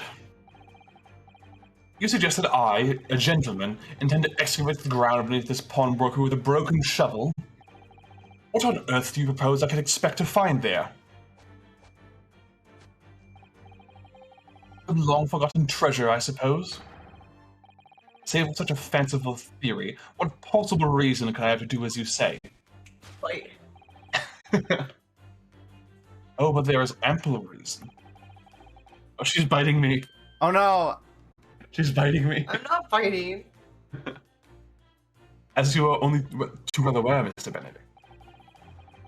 Ah, your furtive glance is more telling than I could have hoped. What? Let us consider what would motivate a man to infiltrate a shop such as this, covertly dig beneath its floor. The answer is revealed by the council note on the counter to which your eyes were inadvertently drawn. This letter gives us notice of public works to be carried out in the local area. Holmes, why would... It's the gun! According to the enclosed plan of the upcoming sewerage works, sewerage. Age of sewer. Sewer age. Beneath this shop is a sewer that adjoins another, one which runs under the bank on the opposite side of the road. This madness has entered the sewers now, has it? By excavating the ground beneath our feet, we gain access to the waterway. It flows in very close proximity to the great vault of this financial institution opposite. What are you? In summary, sir, you devised a master plan to pull off an elaborate bank robbery by dint of the underground tunnels. Master plan? Which brings us at last to the final chapter of this lurid scheme. With what plunder did the thief hope to make off from the underground vault? Are you quite serious? Having consulted with Scotland Yard some days ago, I happen to know the answer. But naturally, the answer is no secret to you, is it, Mr. Benedict? I have no idea what you're talking about. Bendy toots. Allow me to present a rather interesting piece of evidence. You see, this picture postcard tells us all we need to know. Huh? A postcard of the Great Exhibition, I'm afraid you have quite lost me. Currently in the final stages of preparation, the Great Exhibition will soon be underway. The government has provided extra funds to complete its centerpiece, the Crystal Tower. Funds that currently sit on the vault of the bank, on the other side of this road. Pardon? Yes, it's the terrible crime you have been contemplating. Is the theft of that which sits in the vault of that bank. Special reserve funds for the Great Exhibition. Of course, that is top secret police information, so keep it under your hat, please. Like you just did? I like how this guy the entire time was just like, what the fuck are you talking about? Yeah, like even more so than the usual Yeah. for Dances in the Direction. He was like, I have no clue what you're talking about. What and are I'm you honestly quite scared. what are you on about, you weird man? Oh, sorry, I didn't say this one yet. No. Thus concludes Herlock Sholmes' great deduction of this pawnbrokering puzzle.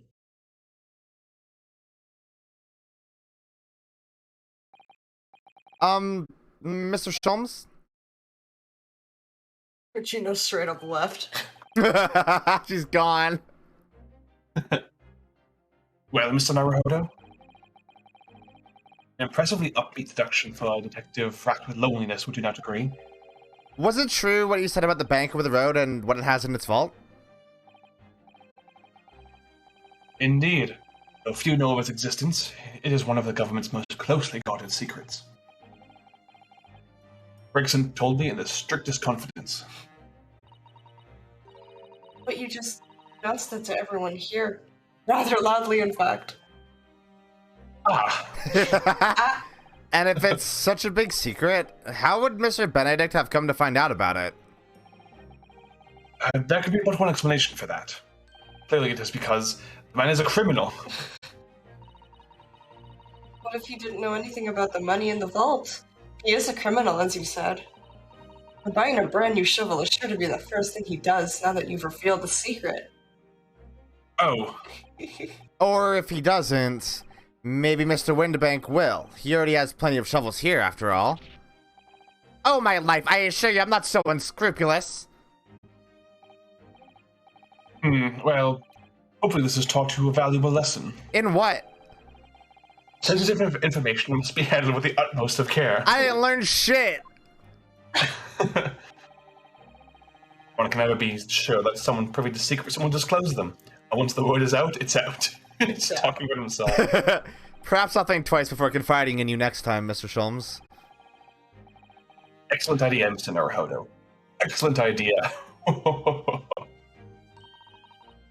Well then, Mr. Naruhodo, you know what to do, I'm sure. Yes, let's listen to that great deduction again and see if we can massage it into shape.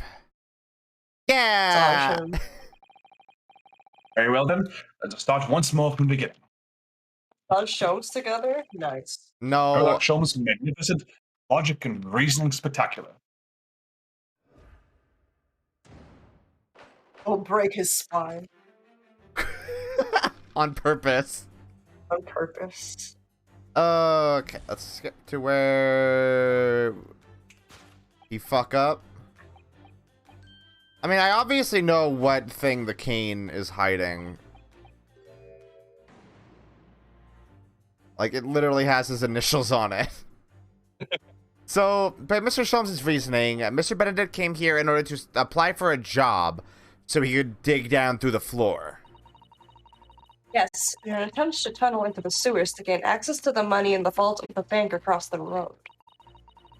But he wouldn't get very far with a broken shovel, would he? No, I think it's fair to say his motives lie elsewhere. The question is, where? What did Mr. Benedict here at... What did bring Mr. Benedict here at this particular point in time? Wait, that's Gina! Oh. Look at all the scribbled notes on the back of the flyer here. I don't believe it. What is it? Listen to what it says. Why is he letting us read this? You're just standing right behind Yeah, us. you're just squatting on the floor next to him. Name, Gina Lestrade, height 5'2", green cap, scruffy waistcoat, scrubby white shirt, blue satchel, ragged. It's a detailed description of Miss Lestrade. Goodness. There's even a sketch of her, hat and all. Although, if he showed it to her, she'd fire that smoke grenade launcher in his face for sure. Look, the details of the shop have been written down here, too. Windibank's Pawnbrokery, Baker Street. Redemption deadline, 15th of April. Is there gonna be a fucking Moriarty? Huh. Which is today's date. Why would Mr. Benedict have all that information scrawled on the back of the piece of paper?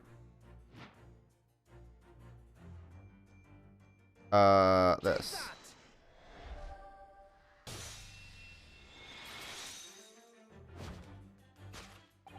Yes, what brought you to the shop in the first place is the info about Miss Lestrade.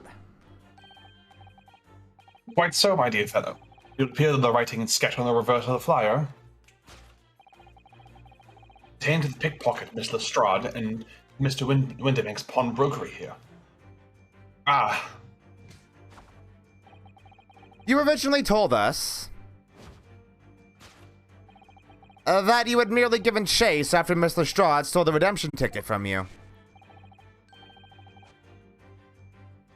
Oh, look, Sean, sorry. Yeah. Are you eating? I saw Gina move and I thought it was her line. That was a safe time to snack. But Oh no. my god. But that, sir, is a thinly veiled lie. It is the information on the back of the flyer that led you here today. By which I mean, here to Winterbank's pawnbrokery, and today, the redemption deadline of that overcoat. You waited outside for the young girl matching the description you have written down to arrive. Ah. You have gone to some lengths to hide the reason for your pursuit of Miss Lestrade. In other words, there is some ulterior motive for your actions. And you can skip through the rest, I think. Oh, yeah. You're right. Yeah, it's not that. What's a ferrule? Metal cap commonly found at the end of a cane, Mr. Naruhodo. Ah, the bit that makes a nice clacking sound on the pavement? Yes, exactly. And Mr. Shums is right. It appears to be missing on his cane. But it doesn't actually look broken, does it? No, it doesn't. Though the gentleman certainly did recoil when Mr. Shums identified that the cane is suspicious. In other words, there's some secret about the cane that Mr. Benedict would rather we don't know. Yeah, it's the fucking... It's that. Oh, there's a crocodile behind. There's what? There's a crocodile behind There's us. a crocodile? I didn't even see that. Look here, Mr. Sato. There are some letters on the handle. Ah, yes. Those must be initials, I think. In the West, it's customary for people to engrave their belongings with the first letters of their names.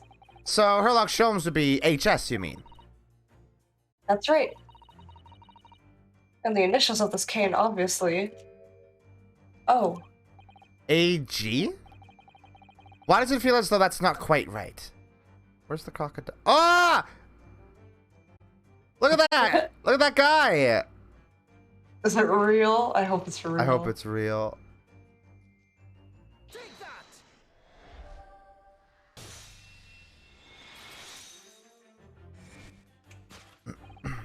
The contradiction of which I speak is, of course, the initialing. Oh, it's astute observation, wouldn't you say, Mr. Eggert Benedict? EB. EB. EB. Games. EB Games. We're led to believe, sir, that your initials are EB. Yet in a most possessive manner, you have in your graph a cane bearing the initials AG. An incontrovertible contradiction indeed, would you not agree? No, you're wrong. This cane isn't... You said before that you'd had that cane for years. So don't try to tell us that you just borrowed it from a friend or found it in the park. In short, though you hold yourself to be a gentleman, you have withheld your true name. Get wrecked, idiot. There we Did you go. hear that? No. The tearing sound when he recoiled? Oh, no, I didn't hear Oh, that. Sorry, he was too caked up. It was his pants. Oh, no. Let's consider the bare bones of what's happened here. Miss Lestrade redeemed that fine-looking overcoat. And now a mysterious man has appeared, introducing himself with a fake name and claiming that the overcoat belongs to him. You know that he actually identified Miss Lestrade from a written description, which suggests that everything he's told us is untrue. So what we need to do here is somehow prove that the overcoat cannot possibly belong to him. Oh, it's tearing in the back.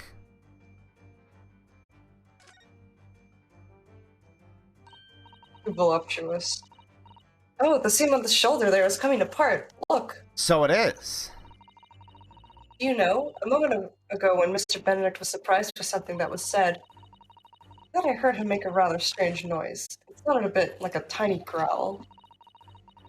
But now I think it was probably the sound of the seam ripping open. If you look closely, it does seem to be a very tight fit. The sleeves are stretched to bursting, and he wouldn't have a hope of fastening it at the front. If he would have run around it, and I'm sure the whole thing would fall apart. That I'd like to see. Sorry? So how can we make Mr. Benedict run around? She's really giving this some thought. Why do you want to see that? Just threaten to toss him and he'll start running. I'll fucking do it again. She likes seeing the clothes explode off of people. The split seam, which you evidently would like to conceal, is the key to understanding this riddle, you see. Yes, because the overcoat is is rather obviously a poor fit. Having forced it over your broad shoulders, the seam is already breaking apart. You're just getting hitting on here. My suspicions were aroused from the outset. Those big broad shoulders of And you so boldly lied about your name and so boldly waylaid this pickpocket. This catalogue of untruths has all been for one very specific purpose. Steal the article that the young girl redeemed from Mr. Winterbank. Destroyed by facts and logic. But what really irks me is this. The considerable crime I initially imagined has been considerably curtailed. Yeah, it has.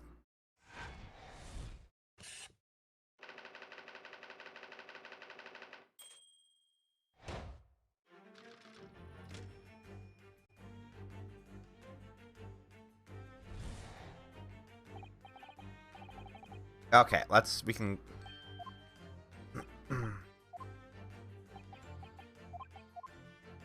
Sokko's pretty slow. Because of all this fucking gesticulating.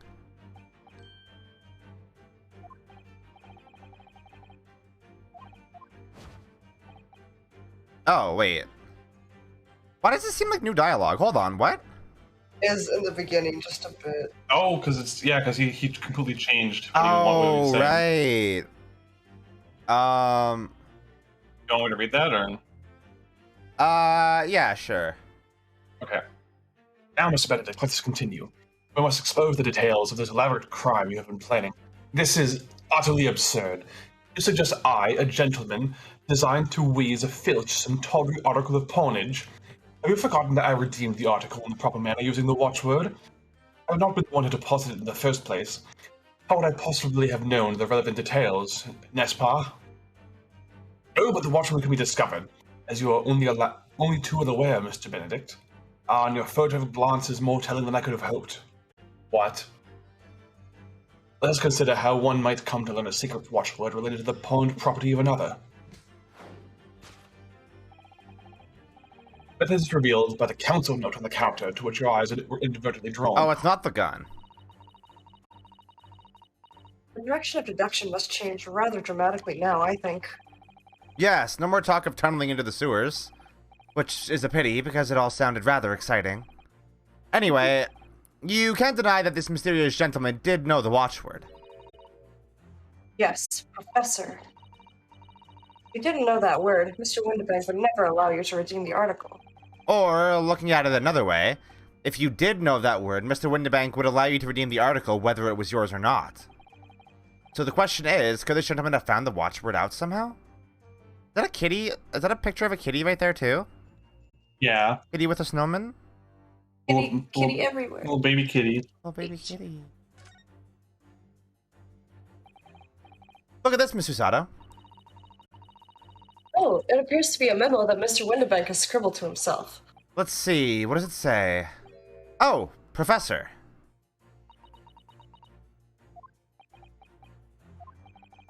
Mr. Winterbank must make a note of the watchwords his customers give him right before their eyes. And an alarmingly clear script as well. Dear, I don't know where to look. Who knows what other secrets I might see? I mean, that's obviously it. No, it's actually the photo of the cat. That's the important thing. Notelet. Notelet. The method is revealed by the notelet on the counter to which your eyes were inadvertently drawn. Yes, the broker here follows the same procedure whenever a customer comes to redeem an article. He asks the customer for the watchword and notes down the response uttered on a notelet he has at hand. Then he consults his ledger and confirms whether or not the watchword matches that of the article in question. I would expect nothing less of a diligent pawnbroker. But his diligence clearly has its disadvantages. What are you talking about? It is increasingly apparent that you were present in this shop before your accusation against Miss Lestrade. In all likelihood, you followed her. Sorry. Come on. In all likelihood, you followed her inside and then observed her talking to Mr. Winterbank. The diligent broker made note of the watchword, as is common practice. You observed him writing the word professor on the notelet beside the ledger.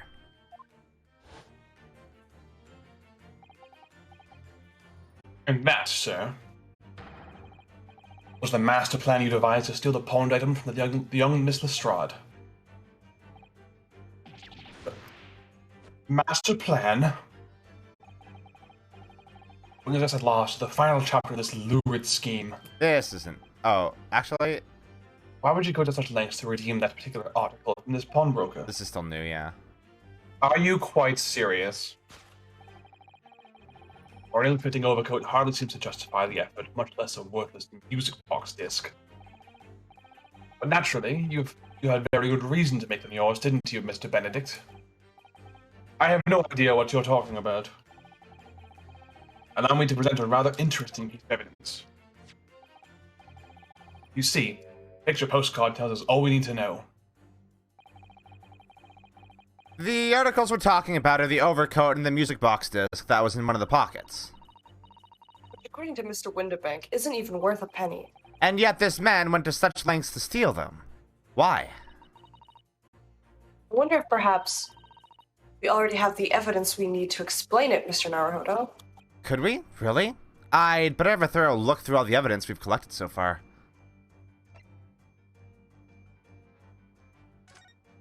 I mean, how old is this blood? Look at all the little bumps on the disc. They're so tiny. Yes, the protrusions are called pins, and they pluck the teeth of the comb to make notes. And just on the edge, there's a small amount of blood. Yes, the blood of the mysterious Mr. Egbert Benedict. When Miss Lestrade tried to grab the disc from him, the pin scratched his fingers, it seems. Good. But Good. when you're grating some daikon radish and accidentally catch your finger. Ouch! Just thinking about it hurts. And puts me off eating radish. Oh. What? Hmm. Oh, it's a little scrap of paper stuck on the reverse side of the disc. Look. And a scribbled word or two. It looks like somebody's name. Or McGilded. McGilded? It couldn't be. But it is, Mr. Naruhodo. A name I shall never forget, for as long as I live. But why? Why is his name on this? I mean, this is what... I mean, this is the only piece of evidence that I have. This is not a hard one.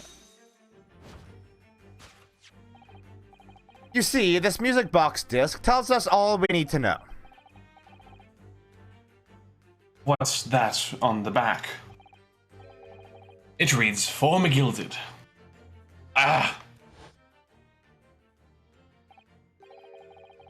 Mr. Magnus McGilded. The unfortunate philanthropist who perished in curious circumstances at the Old Bailey 2 months ago.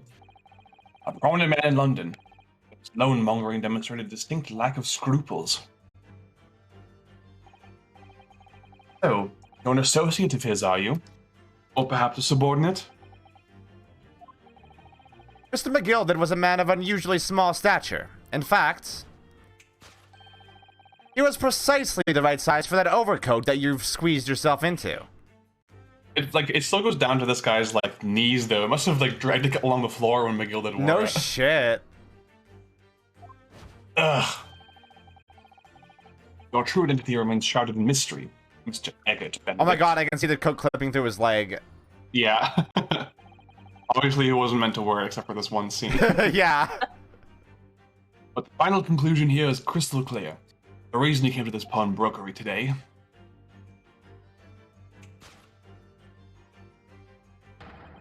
was to retrieve an article left behind by the late Magnus McGilded. Get Look wrecked, at him idiot. skiing.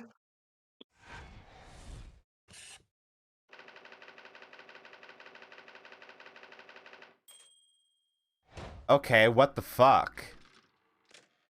I just love it when games are serialized like this. Yeah, this is fucking interesting. funky and fresh. Oh, yeah. Well, well, Mr. Magnus McGilded. Not the name I expected to hear in these circumstances.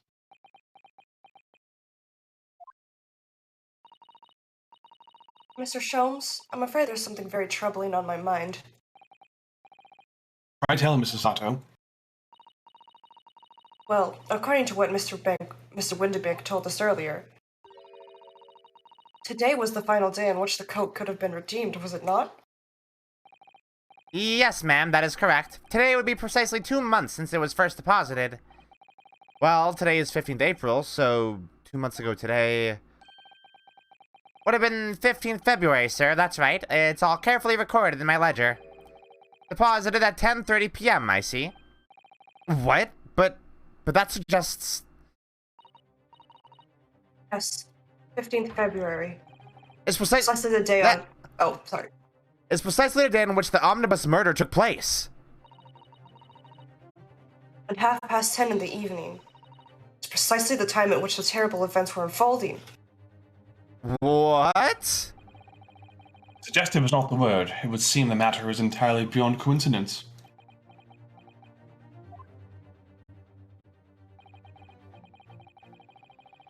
You are, of course, at liberty to make whatever outlandish deductions you choose. However... Ah! I must insist you hand over the music box disc now.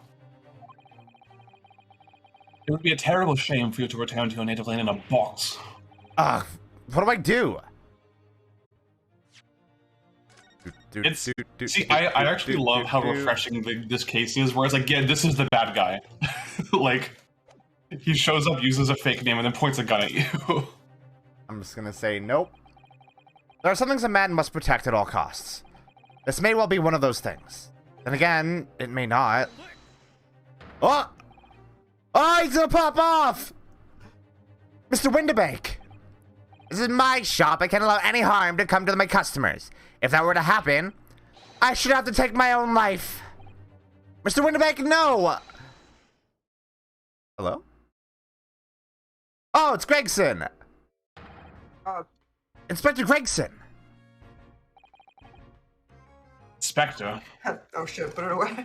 That's right, Sunshine. The alarm was raised on one of our dedicated emergency lines. So we got here as fast as we could. Now, what's all this about, eh? Oh, praise be, you're here at last. I was moments away from forfeiting my own life in my own very own establishment.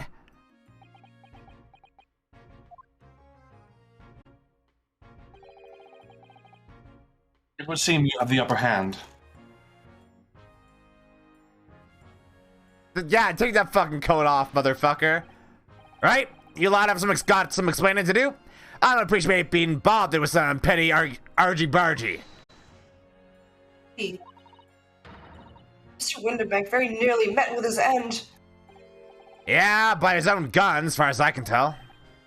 Oh dear. And the whole of Britain could meet with its end if I don't get to the bottom of the case I'm supposed to be working on. What? What on earth is the case, Inspector? There are no details, Gregson. I might have said a little too much. No matter. It's nothing to do with you lot. Anyway, sir, you're gonna have to come with me down to the station. But of course, Inspector. What? He's getting away! Get after him, lads! Whistle the beat officer, too! Sure. Does a gay little dance that escapes the police. He just does a little spin. Spin off screen. He's pirouetting away. There's been a spate of thefts at pawn shops around here recently. So we fitted emergency buttons underneath the counters for brokers to let us know when there's trouble. Oh, Inspector, I was very worried there for a while. Very worried indeed. Now then, Mr. Permanently in Mourning. Oh, yes? My friend died? Yeah. I'll be taking that, whatever it is, of Mr. McGilded's down to the yard, thank you very much. So hand it over. Oh, yes, of course. No, don't give it to him. It's mine, that is. Mine. I'm sorry, miss. But anything belonging to McGill that has to be taken in as evidence now. As evidence? The police demand something as evidence, my dear fellow. We have no choice but to capitulate. It's all yours, Inspector.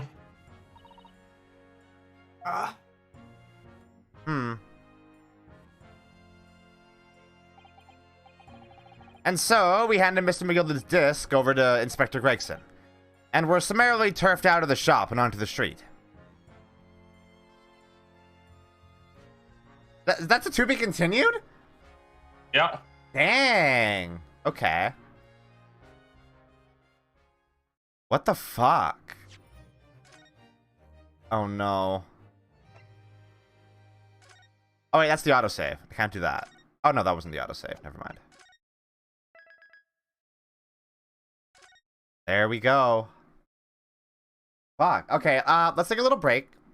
Yeah. And then we'll do another, like, hour, let's say, of the, next chunk. We haven't even started the case yet, so that would be nice to at least start it today. No crimes have happened No yet. crimes, I mean, many crimes have happened. This man pointed the gun at us. That's true, and he just ran away, but Yeah. no crimes for us to Yeah, exactly. No crimes for us to law. I just love the mental image of Gregson approaching this guy, being like, "Can you come with me, sir?" And he just pirouettes up the door. Yeah, he's like, "Bye, later, fuckers." All right. We'll be right back.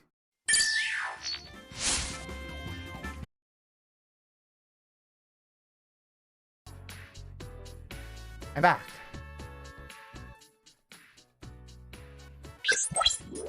Welcome back. Hello. Hello.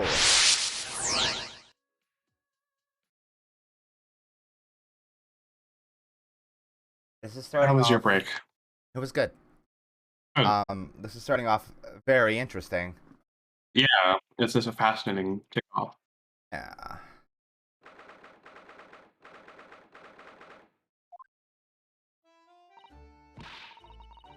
See, that's why I hate grown-ups. All they do is feed you a pack of lies and take stuff away from you. Oh, really, Mr. Strad? Tell me, is that overcoat keeping you warm? What? Why? Surely you were given that. Yeah, then do you let me keep it? After I looked daggers at him for long enough. He went through the pockets and then said, "Go on then, Abbott," before telling me to scarper. Always pays off giving people a look like you ate them. I can't help feeling that it's going to get you into serious trouble one day.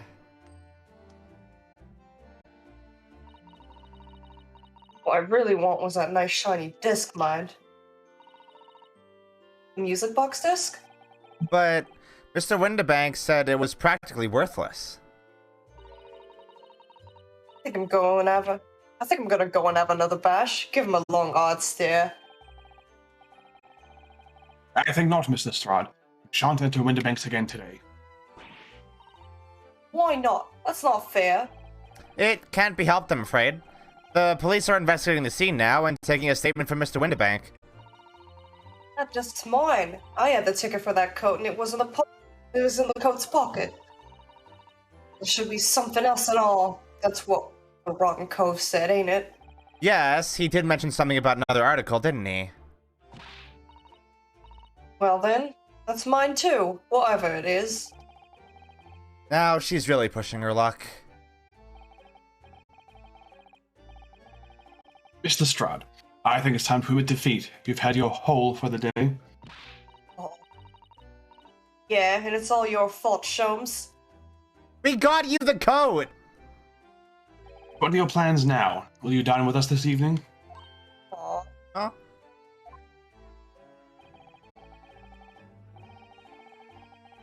Iris would be delighted to cook, I'm sure. She does everything! Mm-hmm. And I might attend you with a modest violin recital.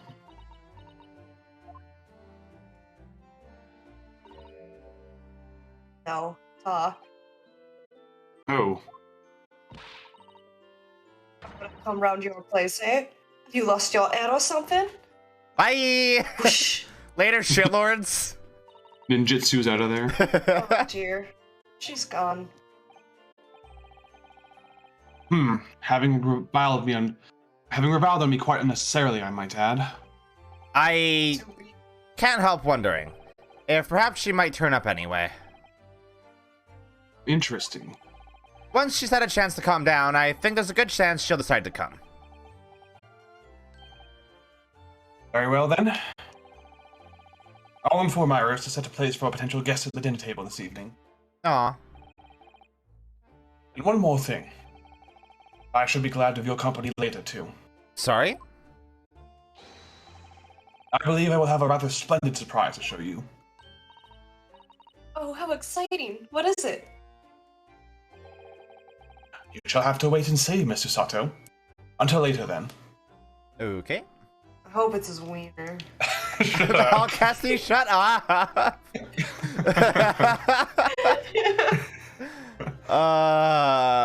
Tim Robinson voice, I'll kill you.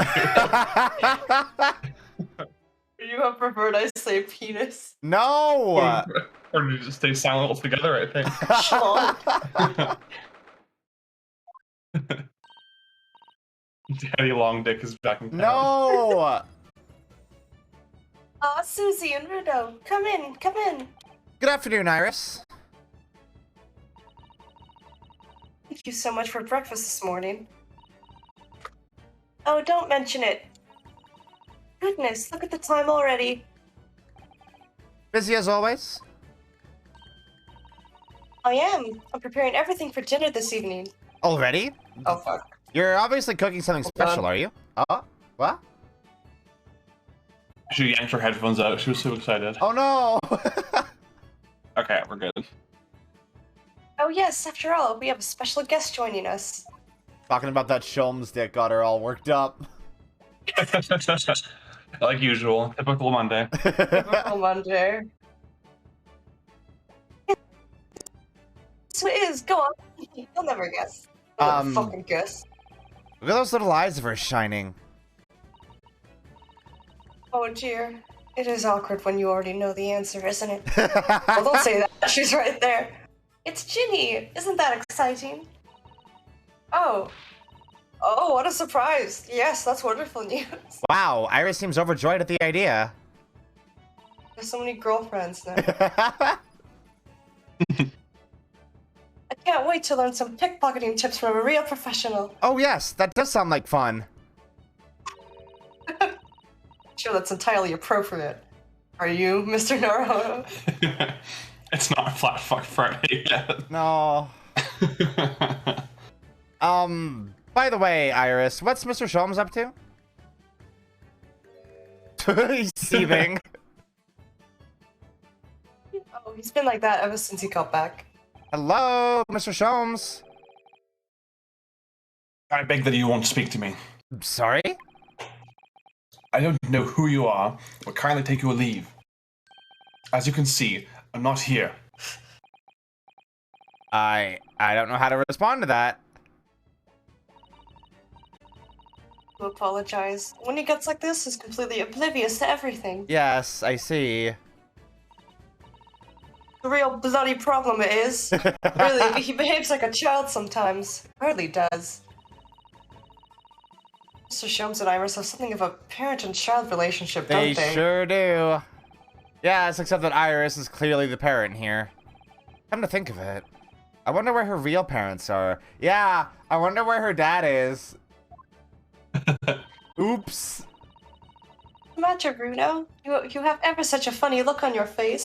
Oh, no, it's nothing. I know what it is. Why does this girl live here with Mr. Shulms, you're wondering? Am I right? How? How did you... Oh, Bruno, I can read you like a book. Ugh. This girl is dangerous. Don't worry, you can ask me anything. I won't mind.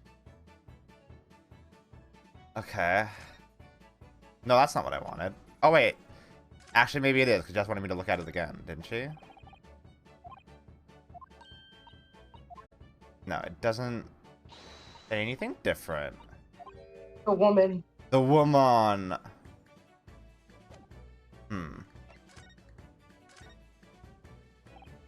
So, by Ginny, you mean Miss Lestrade, the young woman from the McGildy case 2 months ago, right? Yes, you also stole my experimental smoke grenade launcher. Well, after that trial, I invited her back here and we had dinner together. And now we're just the best of friends. Oh, what a lovely tale. Yes, now if I bump into her on the street, she runs away as fast as she can. What? Oh. And I chase after her down the back alleys. Interesting idea, friendship. And I let her have the latest color of smoke grenade I've developed. Oh. So many beautiful colors in the world. Ginny wants me to make a whole rainbow. Aww. That's cute. I suppose this means you've let Miss Lestrade keep the smoke grenade launcher, have you? Yes, that's right. Got bored of it anyway. Hurley always reacted the same way when I shoot him with it now. Poor Hurley. He's just so unbothered that it's not fun for her yeah, anymore. she's like, aw, damn, I wanted to prank you. Oh, I can't wait for Ginny to arrive. It's been too long since she last came over. Just picturing him sitting in his chair, seething as like pink smoke fills his lungs. I'm so excited. I just hope she does actually come.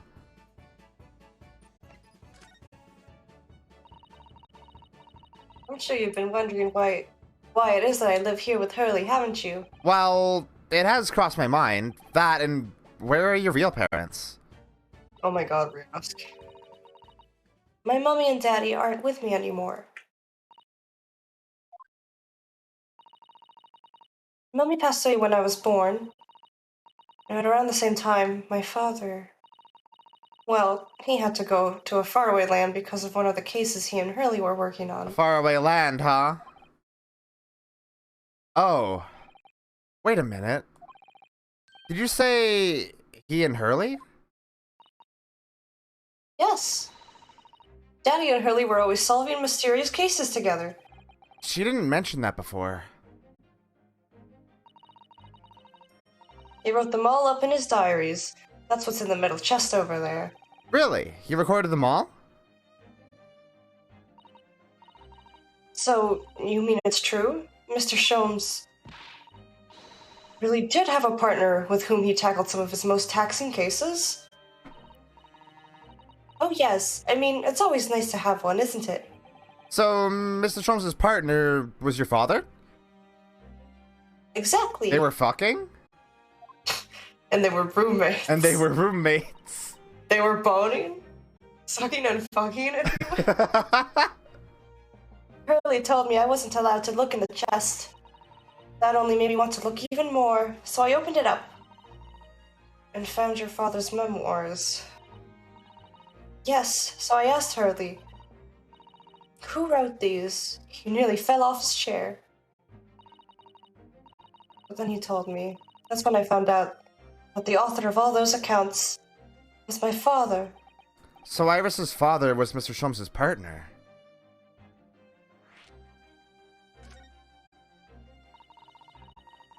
I practically lived with Hurley all my life. I was tiny when he took me in. So, it came as quite a shock when Hurley told me he wasn't really my daddy, I mean. It must have done. I wonder why Mr. Sholmes chose to tell you at a young age. Hurley says it's because he wouldn't have been able to hide it from me.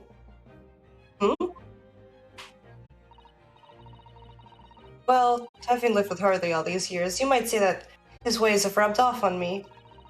There are some things I can just see. Oh, she has the Apollo vision. The vision. Especially lies. What do you mean, especially lies? Shut up! Especially lies. Wait, hold on. I'm glad Jazz is here for this. This is one of her personal pet theories as well. Wait, hold on. Huh. That's interesting. I think you can make a case. Does she have special bracelets? Well, you never need the bracelet. Remember, the bracelet is just a way of figuring out you have the power in the first place. Oh, right, that's true. Like Trucy was able to do it without a bracelet. Oh, yeah, that's true. You're right. Huh. Interesting. Don't worry about it.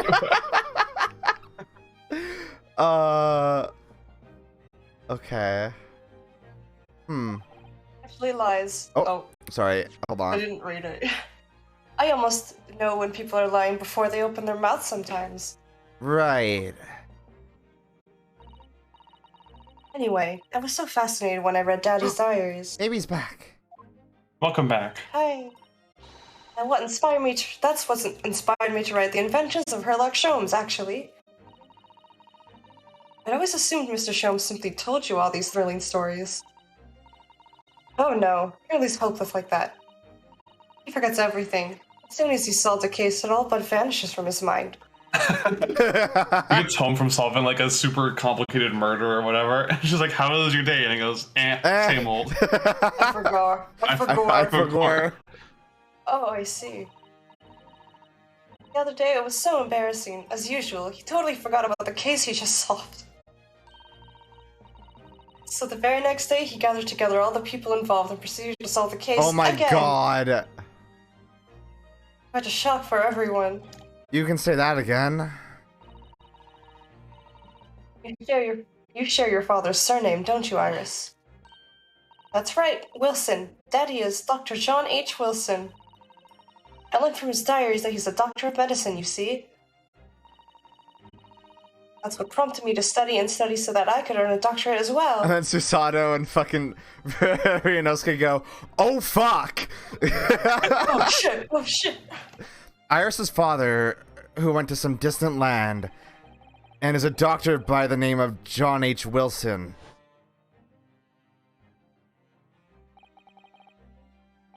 Uh-huh.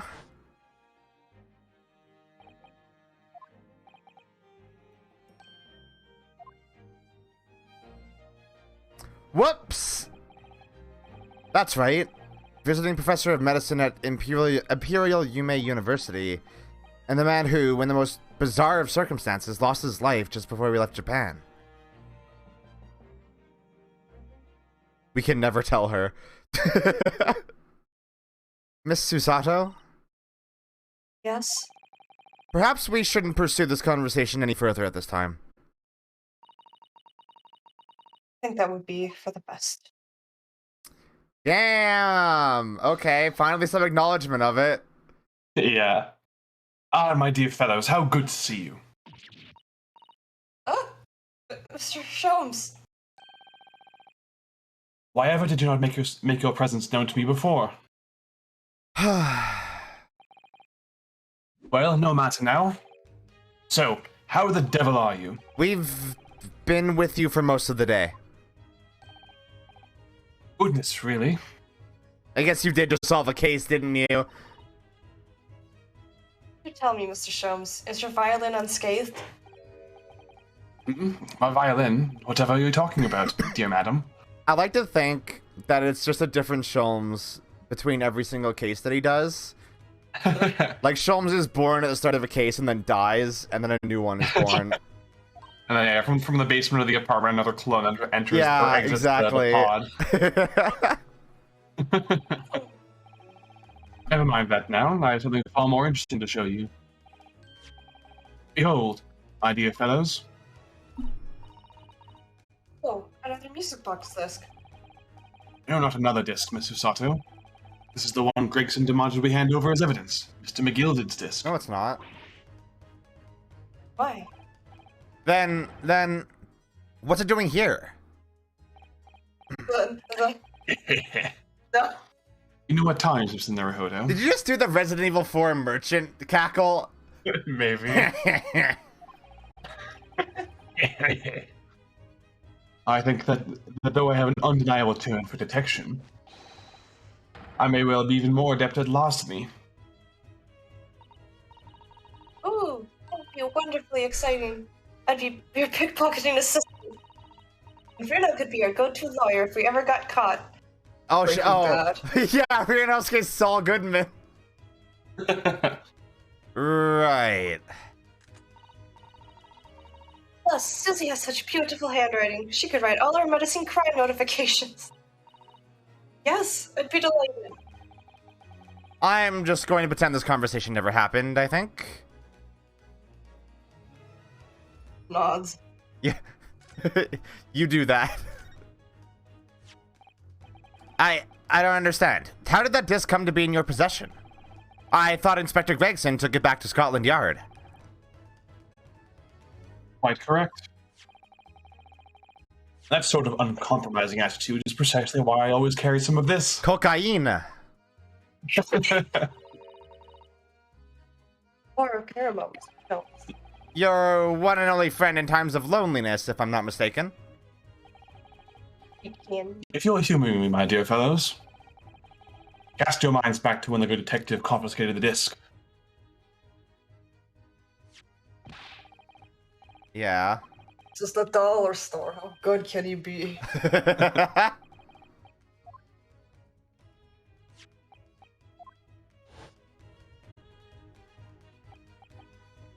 For the briefest of moments, I had the disc in my hand, did I not? Yes, you did, but I still don't understand. It was at precisely that moment that I summoned my one and only friend into action. I pressed the disc into a pair of bars, like this. Oh my god! That's amazing! The disc and all the minuscule protrusions have made an image in the caramel. Indeed. This caramel is quite exceptional. I developed it myself, you know. Beautifully soft for making impressions, but resistant to melting. The result of a precisely controlled solution. How extraordinary. Carrying a pair of these on one's person frequently proves very useful indeed. Take a house key, for example. A simple press and a unique form is duplicated. I can enter anyone's property at will, never without high sucrose nourishment. Okay, I think that's dangerous. Yes, it sounds illegal. From the image, I was able to create this. I confess I was most curious to know what manner of music would issue from the disc when played. Ooh. Would love to carry around my crime candy. Yeah! Do tell us then, Mr. Sholmes, what music does the disc play? Well, unfortunately, I have no idea. No idea. None whatsoever. Are you familiar with the workings of a music box, my dear fellows? No, I'm afraid not. Goodness, you don't know, Runo? Oh, we discussed this. Oh. Oh my god, it's like the fucking puzzle from Resident Evil Village. Oh, yeah. It's playing the music box cover of Sholmes' theme. Oh, that's good. Inside a music box, there's a special metal piece called a comb. That's what produces the sound. Small protuberances pluck the different teeth of the comb as they rotate past it, making the different notes. The first music boxes to be invented used a rotating cylinder with protuberances on it. Uh-huh.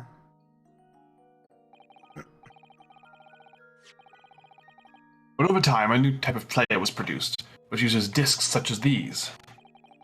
With that development, the popularity of music boxes spread far and wide, all around the globe. Why exactly? Because the discs are easy to produce and can be interchanged to facilitate the playing of different tunes. There are a great many firms in Europe now manufacturing music boxes as a result. It's wonderful to be able to enjoy music, even when no performer is present. It is the very success of the invention that means we are now presented with an insurmountable problem. What do you mean? As you may imagine, the construction of one firm's music box does not match that of another. We have no way of knowing in which music box this particular disc was designed to be played. There is no resolution to this problem, I'm afraid. It's quite intractable. Ah, I see. So that's why... Naturally, I tested the disc in those few music boxes I have at my disposal. As you can hear, to no avail. Resident Evil basement theme. Just playing a MIDI Yeah. bunch of like trumpet notes. Yeah. Call trumpet over and over. The results were equally unsatisfactory in this one. So, I am presently engaged in acquiring an example of all the music boxes ever made in Europe. Why doesn't Iris just make one? Because you don't know what spacing of notes it was made for. Every single one? That's Hurley for you. Always taking things too far. But, my dear girl, an unsolved riddle is quite repugnant to my constitution. But surely all the different types in Europe will amount to a huge volume of music boxes, won't it? Yes, that is certainly true. In the worst case, I shall just have to ask you to vacate the attic room. No. What? Wait, wait, hold on. You weren't joking? Agnes McGilded. Not to be expected to hear again so soon. Yes, it's only been 2 months since that grisly case. I don't need a flashback. Mr. McGilded perished within hours of the trial's conclusion. It reminds me of when I played this chapter, I got recommended a music box rendition of the Torrid March on YouTube the day after. God, you have no idea. Like, I know some grown adults who have heard that song and call it the Five Nights at Freddy's theme. It's like, no, fuck you. Oh, Listen to no. Carn, please. Please, I'm begging you. It's really good. It's a really good opera. Even if you don't like opera, it's so good. Oh, no. Like, I don't want to call people uncultured because, like, if you haven't been, if that's your first exposure to something, you might think it's the original version of it, right? Yeah. I mean, like, it's the same thing with the movie Kick-Ass. That movie uses so many songs from other media, and people think that, like, it invented them. Most egregiously, it uses the main theme from Sunshine, which is one of my favorite movies ever. And people call that, like, one of the Kick-Ass themes. Like, no, God. Please watch Sunshine. It's not like they're just like really ignorant to the origins of a lot of media. Yeah, I mean, yeah. It's I would say that's incurious, not necessarily uncultured. Yeah, like, I wouldn't call it uncultured. Yeah. It's just, like, I wish people would, like, if they hear something they like, look more into it, I guess. Yeah, you would think. I don't know, maybe I'm just, like, a weirdo, and I thoroughly research, like, everything that I, consume. Yeah. But, like, anyway, that's my little mini rant. I reviewed the first 3 FNAF games for a site I used to freelance for, and I did not care for them. They're bad. I did not care for them. So I did not care for Five Nights at Freddy's. My favorite version of that was Smash players discovering Ryu's moves and naming them the Mamma Mia. The wake up DP was the Mamma Mia, and I'm like, shut the fuck up. I think one of my favorite screenshots of all time is when this dude on Reddit was data mining DLC characters for Smash 4. God. He said, Roy's back, and someone named Ryu is here too. And then 20 minutes later, update. Apparently Ryu is from Street Fighter and with 3 question marks. It's like, oh my god. Oh my god. Only a Smash player would like be more excited about the inclusion of an old clone character. An obscure Fire Emblem character that plays exactly like Marth. It's just like, who is Ryu? I've never heard of this man. The most famous fighting game character on the planet. My friends and I say as a joke to each other, update. Apparently Ryu is from Street Fighter all the time now. Fuck Smash players. Yeah, like imagine data mining like images of him and the audio for Hadoken and whatever, and not knowing what he's from. Oh my god, that reminds me of when like people were fucking data mining Fortnite and found like the Dragon Ball event, and they were like, I'm not sure what a Kamehameha is, and I'm like, oh my. Like, come on. Yeah, people were doing like Terry Bogard and Ultimate as well. Like they're like, what even is SNK? People don't know what SNK is. I mean, to be fair, Terry is obviously more obscure than fucking Ryu, but like he's still famous. Oh no, they were calling Kazuya. Yeah, they were calling Kazuya Shoto. Like, no. Oh my god. Yeah, they just started calling any character from a traditional fighting game a Shoto, and it's like, no, that's not what the term refers to. That's not what that means. League of Legends, people calling fighting games Tekken, like, that one hurts my soul. God. one hurts my soul. I think gamers shouldn't have rights. Gamers Yeah, aren't oppressed, but they should be. Gamers aren't oppressed, but they should be. Right, the discourtesy of throwing gamers under the bus. Was it the Curse of the Reaper? No one knows, still now. I need to commission a picture of Van Zeek's doing his fruity little point with, with the captain. Yeah. Gamers aren't oppressed, but they should be. The omnibus was reduced to a pile of ash. Not a shred of evidence remained. And with the man's death, the truth about the murder in which he was so intimately involved was buried. Are we sure that he was in there? Foreigners seem to think so. Yeah. It's just Ash. It's just Dwight. Yeah, Just but wouldn't his teeth be left? I don't know if they had dental records back then, though. But yeah, but there'd be like bone fragments and shit. Or something, right? Yeah. Like... Zeke's the can of Oh monster my instead of wine. god. That needs to be a mod for this game. God, yeah. Even though we successfully established Mr. McGilda's innocence in the trial... Newspapers are still claiming that it remains an unsolved case. The murder of the brickmaker, Mr. Thrice-Fired Mason.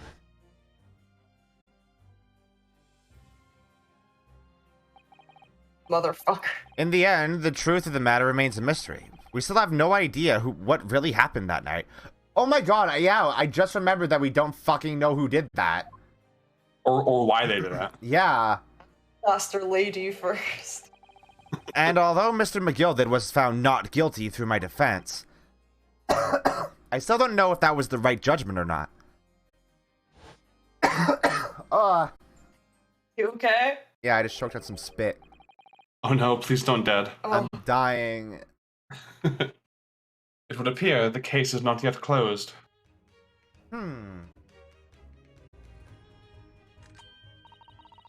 Well, time I started getting things ready for dinner, I think, with this gun. Yeah. Jenny will be here before long. Thank you, Iris.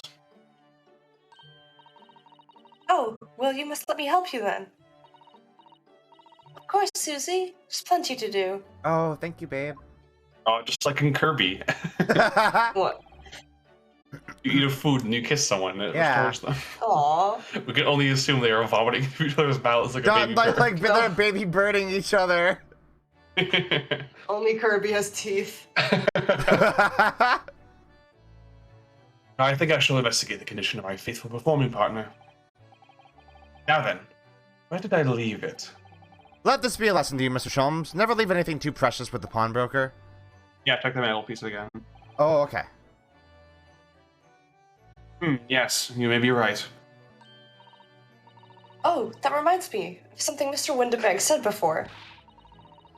He said that he had a manuscript of Iris's in pawn, didn't he? Did he? Yes, he definitely mentioned it. Mr. Sholmes' latest tale of otherworldly mystery lies dormant in my storeroom, were his words, I believe. You heard about that, did you? I expect you were as incensed as I was. Oh, yes. The idea of such a wonderful story languishing in Mr. Windibank's storeroom, gathering dust. My dear madam, I'm quite sure I told you already. Pawnbroker's storeroom is the safest place for it, more secure than a bank's vault. What about your Stradivarius, Hurley? Was that safe and secure? Well, there would be the occasional mix-up. Caused by a certain impetuous someone not too far from me now. Do you have any idea how long it took me to write that Baskerville story, Hurley? Ooh. Ooh. It sounds so exciting. The Hound of the Baskervilles. I should love to read it.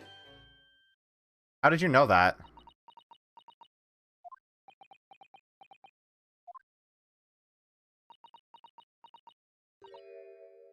Or like sus auto. What's going on here? Why does it feel like an icy chill just swept through the room? Susie, what did you just say? You said the Hound of the Baskervilles. But how could you know the full title? Well, that's... That's because Mr. Sato is such a great fan of all the stories about Mr. Shalms, of course. Shut the fuck up. You don't know what you're saying, man. Bruno, the Hound of the Baskervilles has never been published. What? When I showed Hurley the manuscript, he told me that I wasn't allowed to publish it yet. I don't understand.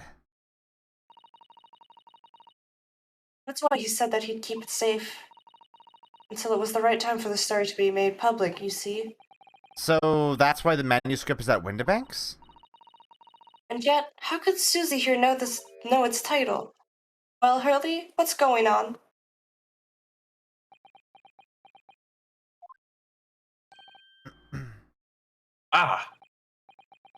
What is it, Mr. Shalms? It would appear our guest has arrived. Oh, so it is not gonna... Oh, okay. He is the master of changing the subject. Miss Lestrade.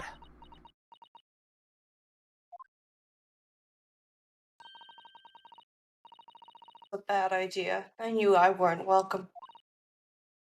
Can't let the public know him and Wilson were on drugs imagining a big dog. rotating it in their minds. I'm going. What? No, wait! Miss Lestrade! We've all been eagerly awaiting your arrival. Haven't we, Iris? It was just awkward. The mood's very bad right now. The vibe is off. Yes, just wait there, Ginny. We'll have everything ready in a jiffy. Come along, Susie. That's a threat. Get over here. Right, of course. She's gonna waterboard her. No! Pleasure to see you here, Miss Lestrade. Please make yourself at home. Don't waterboard Susato. Don't stand in the doorway, my dear girl. Come on in. What say you to some Mendelssohn? I won't take no for an answer. Meddlesome it is, then.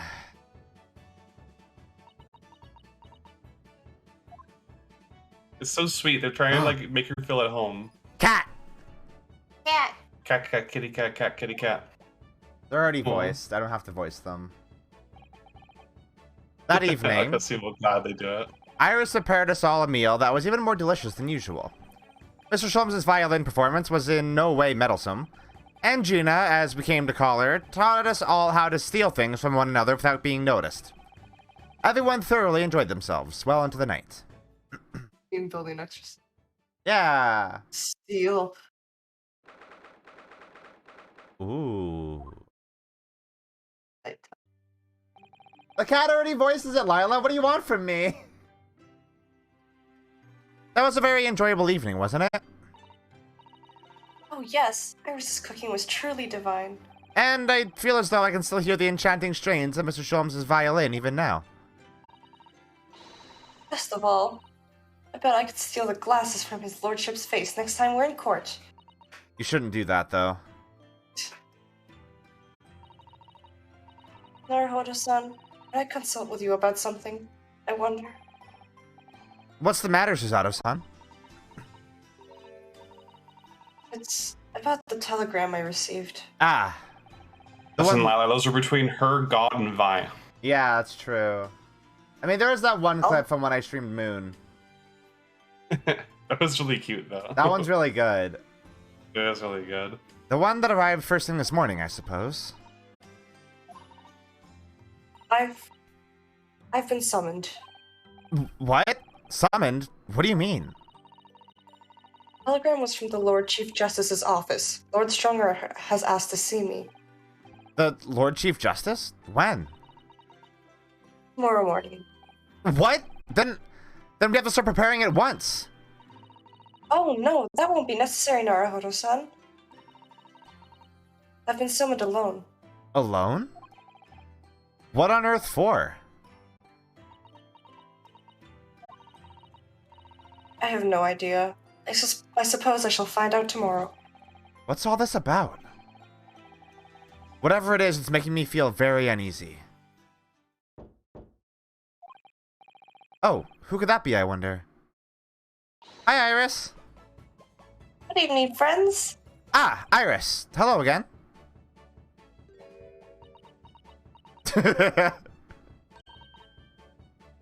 And Gina, too. Girls' night. Girls' night. Ryunosuke, you gotta leave. No, he can stay. Yes, Ginny's going to stay with us tonight. She's going to sleep in with me. Isn't that right, Ginny? Well, yeah. This is like this is 3 characters that all casty voices in one room. Many hoes. How lovely. Let me make a pot of tea.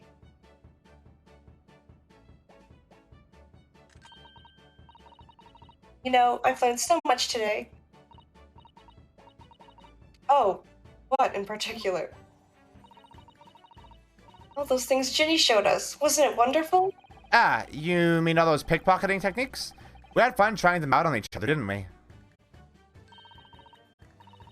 I think I've awakened a natural talent. I could earn a living from it. You might be getting ahead of yourself a little there. So, what brings you up to our humble quarters at this late hour? Wanted to watch you sleep. Well, you see, I came to return this. Wait, what? That's mine! Why? However did you?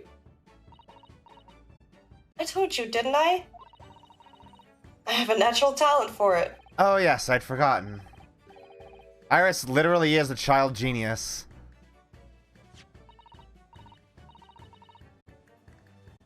Anyway, here, you can have it back. Not that I really understand why you wear it, though. Ah, thank you. Alright then, good night.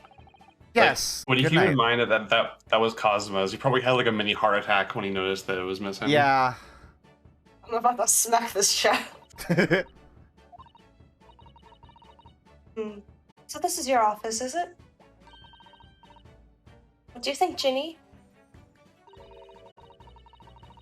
I think I wouldn't fancy me chances with a lawyer. What lives in a place like this? Yeah, me too. Thanks, kids. Thanks, kids. Get the fuck out of here. It seems as though Iris here still has something she'd like to talk about. I suppose she probably wants to talk about the manuscript. Yes, I suppose she probably does.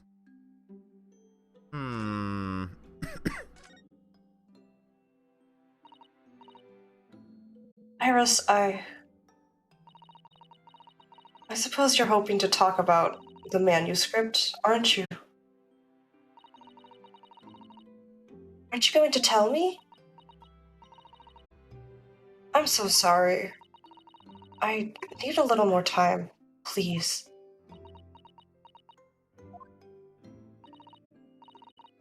Alright, I understand.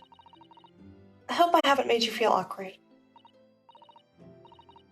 Oh no, not at all, Iris. Not at all.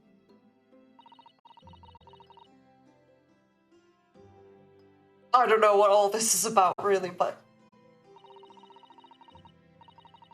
What are you made up? Is it, Iris? The mantle script or whatever you call it? Not exactly a story that I made up. It's something I've read in Daddy's diaries. Daddies. That's right. I don't suppose I mentioned it to you before, Ginny, but... My daddy was Hurley's assistant once, his partner. Huh? It was gay? They were gay. They solved all sorts of strange and mysterious cases together. Is that right, Mr.? Apparently so. I was as surprised as you are, though. And Daddy wrote all of the details of every single case down, you see, in his diaries. So I study them and write my stories based on what actually happened. So, where's your old man now, then? Oh, he's probably, like... He's fine. He's fine, he just went to get it in the mail. He had to go away on urgent business to a faraway land. He'll be gone a very long time. Oh, yeah. A very long time, actually. I just love to think that in every single scene where Ira talks about her dad, Sasato and Renosuke are looking at each other and tugging their collar. It's like fucking Phoenix sweaty. and Apollo. Yeah. Who's my mom? I don't know. Where Anyway. you Ugh. So, I've never really met him. Oh, right. Same boat. Come to think of it, I don't know anything about Gina's parents either. Perhaps we should ask her. That's a bit not the time. indelicate.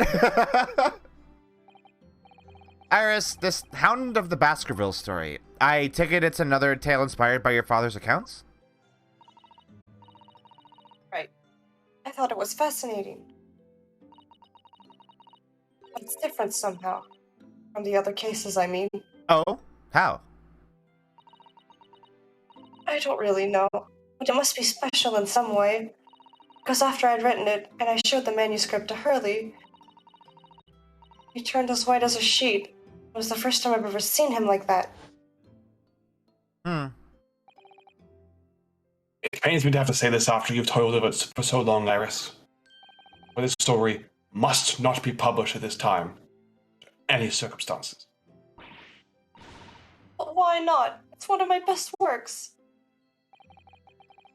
But I'm not at liberty to say. Not now. So please, do not ask me. Hmm.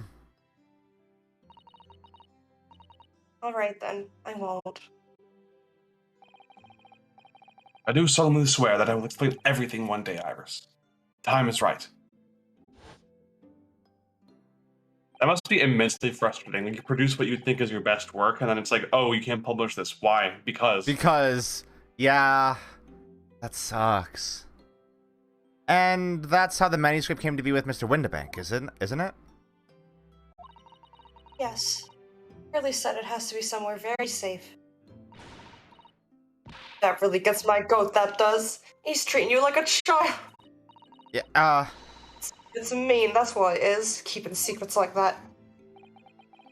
I'm sure Mr. Sholmes isn't trying to be mean. Eh?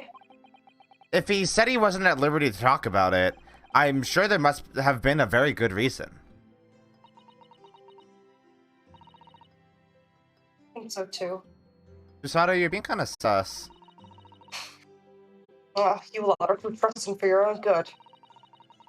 You can't pull the wool over my eyes. Holmes is lying to Iris. I bet my life on it. What? Hurley is lying to me? They give you dinner and a place to sleep, and this is what you do to their Yeah, family? you fucking tear their family apart. you sow discord. Oh. How you like it? I realized that I don't know anything about your parents, Gina. I ain't got any, have I? Never did have. Oh. Look, the East End's full of orphans like me. No one wants nothing to do with us from the minute we're born, not even our mums. But But we all stick together. The older ones look after the little ones and make sure they get by. So that's why you're a pickpocket. Duh. Nah, diving's my life. I love it. I get a kick out of every time I lift some pompous idiot's purse. I love her so much. She's very charming as a character. Yeah, she's very good. That's how we all afford to eat. I'm like Robin Hood, ain't I? That's how I see it. Oh, Gina.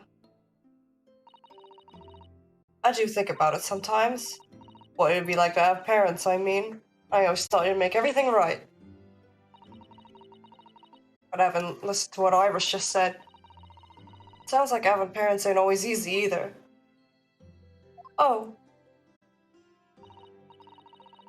I mean, if you know you never had him, you don't feel like you're always wanting to meet him. Oh. It's true. Damn. Some real moments at the sleepover tonight. Yeah. I do want to see Daddy so much. Well, about that.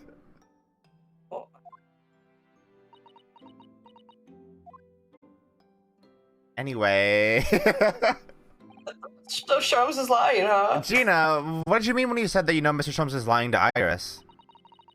Well, he reckons he popped that mantle script or whatever, right? Well, come on, that's obviously a load of rubbish. Why? Why would you think that, Gina? It's simple. If that story was really an old Winterbank storeroom, there's no way someone from halfway around the world, in other words, you, could know about it.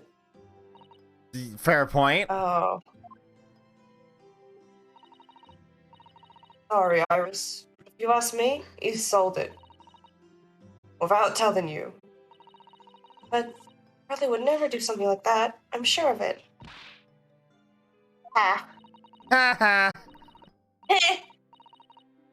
Girls do a lot worse than that, believe me. Barefaced liars, the lot of them. You just ain't realized it yet. You're 9. I really love that because these games are more serialized, they can do stuff like they're laying so much groundwork for obvious character development here. Yeah. And like it's actually going to pay off because this was written as a duology rather than being like okay, each game's going to be its own story. And like having to like retroactively make this a narrative. Yeah, exactly. I'm telling you, that soon see it if you had a look. Even if you think you could trust him, I don't. That Sholmes is a liar like the rest of them. If I'm honest, I have wondered if Hurley's telling me the truth sometimes. See? Oh, but I don't mean that I think he sold it. I mean that I sometimes wonder if he might have hidden my manuscript somewhere. Somewhere I don't know. Even though it's wrong of me to doubt him. Don't be too hard on yourself, Iris. I feel like I barely had to say anything this whole scene. Oh, me. I've been sitting easy. I guess he's been doing all the heavy. Mina has said nothing. Did you know that Augusta used to do like theater? Because that No, I didn't. You were in a musical, huh? That's pretty impressive. Musical in middle school doesn't feel like. I don't know. I mean, It's like one time alone. Your acting impresses me. Is what I'm saying. It's not that hard. Oh my god! Look at the time. Come along, Ginny. We should go back downstairs. Yeah, all right. Hey, please, don't mention any of this to Hurley, will you? We'll get depressed as fuck again. No, of course not. Good night then, Iris. Good night, Gina.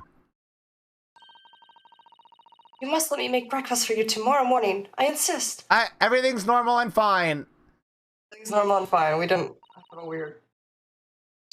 Oh, yes, please. I can't wait, Susie. Good night, then.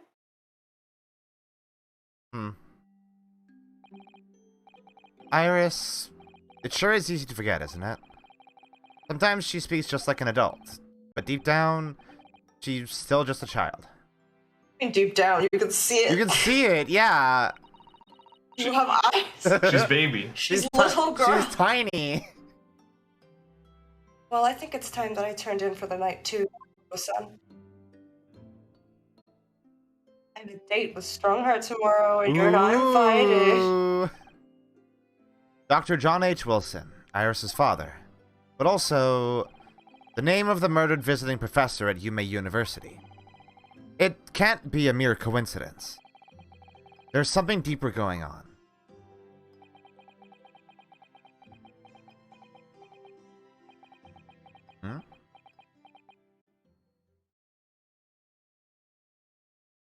Sleeping. Huh? Oh. Hello? Wake up. Wake up, bitch! You fucked up! That voice. Holmes. That's Mr. Sholmes. Wake the fuck up, Mr. Naruhodo. You fucked up big time.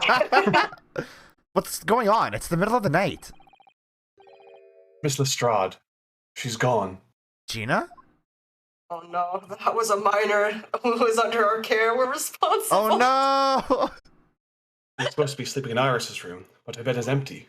Well, she's an independent young woman. She probably decided to go home, no? I think not. From speaking to her before she retired, I received a distinct impression that she was looking forward to breakfasting with Mr. Sato. Aw, she talked about that to him. No, I don't believe the girl has gone home. She doesn't have one. But I've been waiting for over an hour. Over an hour? Oh. You'll indulge me. Look out the window, my dear fellow. What's this about? That's not what you would see out the window. We're not drawing. This is a completely different perspective. We are using mirrors. Wait a minute. Why is there a light on at this time of night? Mr. Windibank's pawnbrokery. Mr. Windibank's... Oh no! Oh no! Oh no! Oh no. Oh yeah.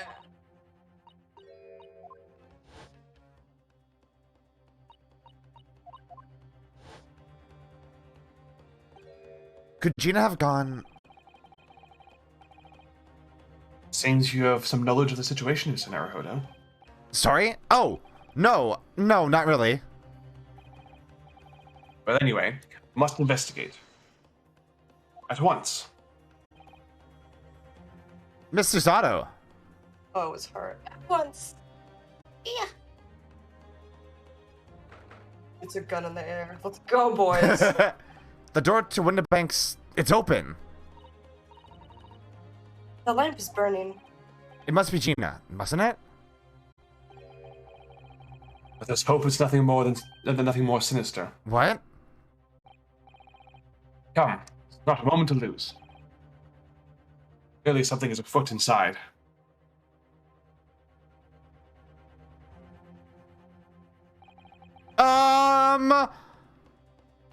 Hey! Oh. There's some ketchup over there. Oh. There's no one here. Oh, yes. There is. You can turn around. Ah! Mr. Sholmes, Mr. Sholmes! Did he get shot? What the? Has Sholmes been shot? Leave me, Mr. Naruhodo. But... After them, go. Right.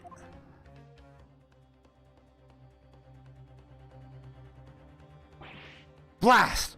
I've lost them. Hello? Oh, it's a cop.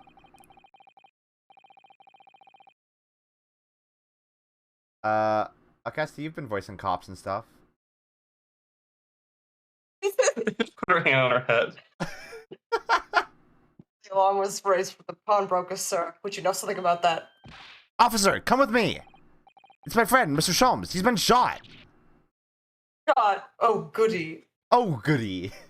Oh, goody. I'd like to see. Delightful. Delightful. I hate this man. With the policeman close behind me, I ran back to Windibank's. Oh? Oh my god, is Susanoo gonna be charged with a crime? He's not dead, is he? Okay, he's fine. How bad is it? You look back. By me, but there's much at stake. Behind that door. In the storeroom. Hurry!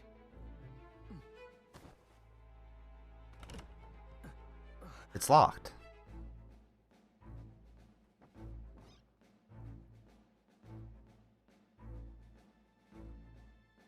Ah, he's dead!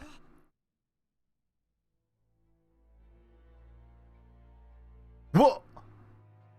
Oh no. It's Gina. What the fuck? There's our crime. Damn. Okay. That's crazy. That is crazy. Fuck. That's like right at the 4-hour mark too. God damn. Yeah, there's a lot of preamble, but goddamn does it pay off. Holy, somebody popped Windabank. No. All right. Everything does happen so It much. You're right. does. Nods solemnly. Damn, that's a really good build-up for a case. Yeah, it's... Oh god, trust me, it pays off so well. Oh, I mean, I assume so, because Vi also says it's her favorite case, and I know she doesn't like these games all that much. I think she likes them well enough. It's just yeah, she's but it's not, not like, her super freak favorite. like me. Yeah. She's not like she's not a super fan freak, idiot weirdo who writes 3,000 word articles on them like I do. Yeah. Totally normal. Article is sexy. Hmm. Damn, okay. Fuck. I like Gina a lot. I hope she didn't do a murder. Do you like Eggard? Do I what? Egg? No. How do you feel about Eggman? How do I feel about Eggman? Eggman is good. He, he took over the moon. No. No, not that one. Oh. Benedict Cumberbatch? He's a JoJo character. Which is funny considering... That's quality, this is Wiggles. He does have wiggles. Wiggles are good. Oh, the wiggles are pretty Yeah, good. it's true. When this game first came out in Japan, people were upset with it because it doesn't like conclusively Is it like wrap a up every cliffhanger? single plot thread. Well, yes, but it also just doesn't wrap up every single plot thread like immediately. Yeah. And people who were playing this game for the first time without knowledge that it was serialized were like, "What the hell? Like that doesn't feel like a satisfying conclusion at all." And they had to wait over 2 years for the next game, which made people quite upset. So. Oh. Like, I get it. I get why people weren't happy with it at first. And Cookie's totally right that this case and this game as a whole really benefits from having the second one, like, available right away. Interesting. Well, that's the stream for today. That was a good one. Yeah. Fuck. Got some good acting in. Yeah. Did some good mystery solving. Yeah. We Holmes got shot at, that was fun. Holmes got shot, and that's incredible. That's what we needed. My favorite part of the game so far. Yeah. Hey, Mina Alcasti, thanks for hanging out today. It was fun. Yeah, it was fun. Yeah. I think tomorrow, Vi and I are definitely gonna try to do a Stardew stream for sure this time. Oh yeah. Yeah, I'm gonna aim to actually stream all the days that I have scheduled this week. Big promi this time, not just the normal promi. What? You're a promi mommy. No. No. Anyway. I love you all. I hope you all have a wonderful morning, afternoon, or night. And as always, a good sleep. Oh boy, everyone.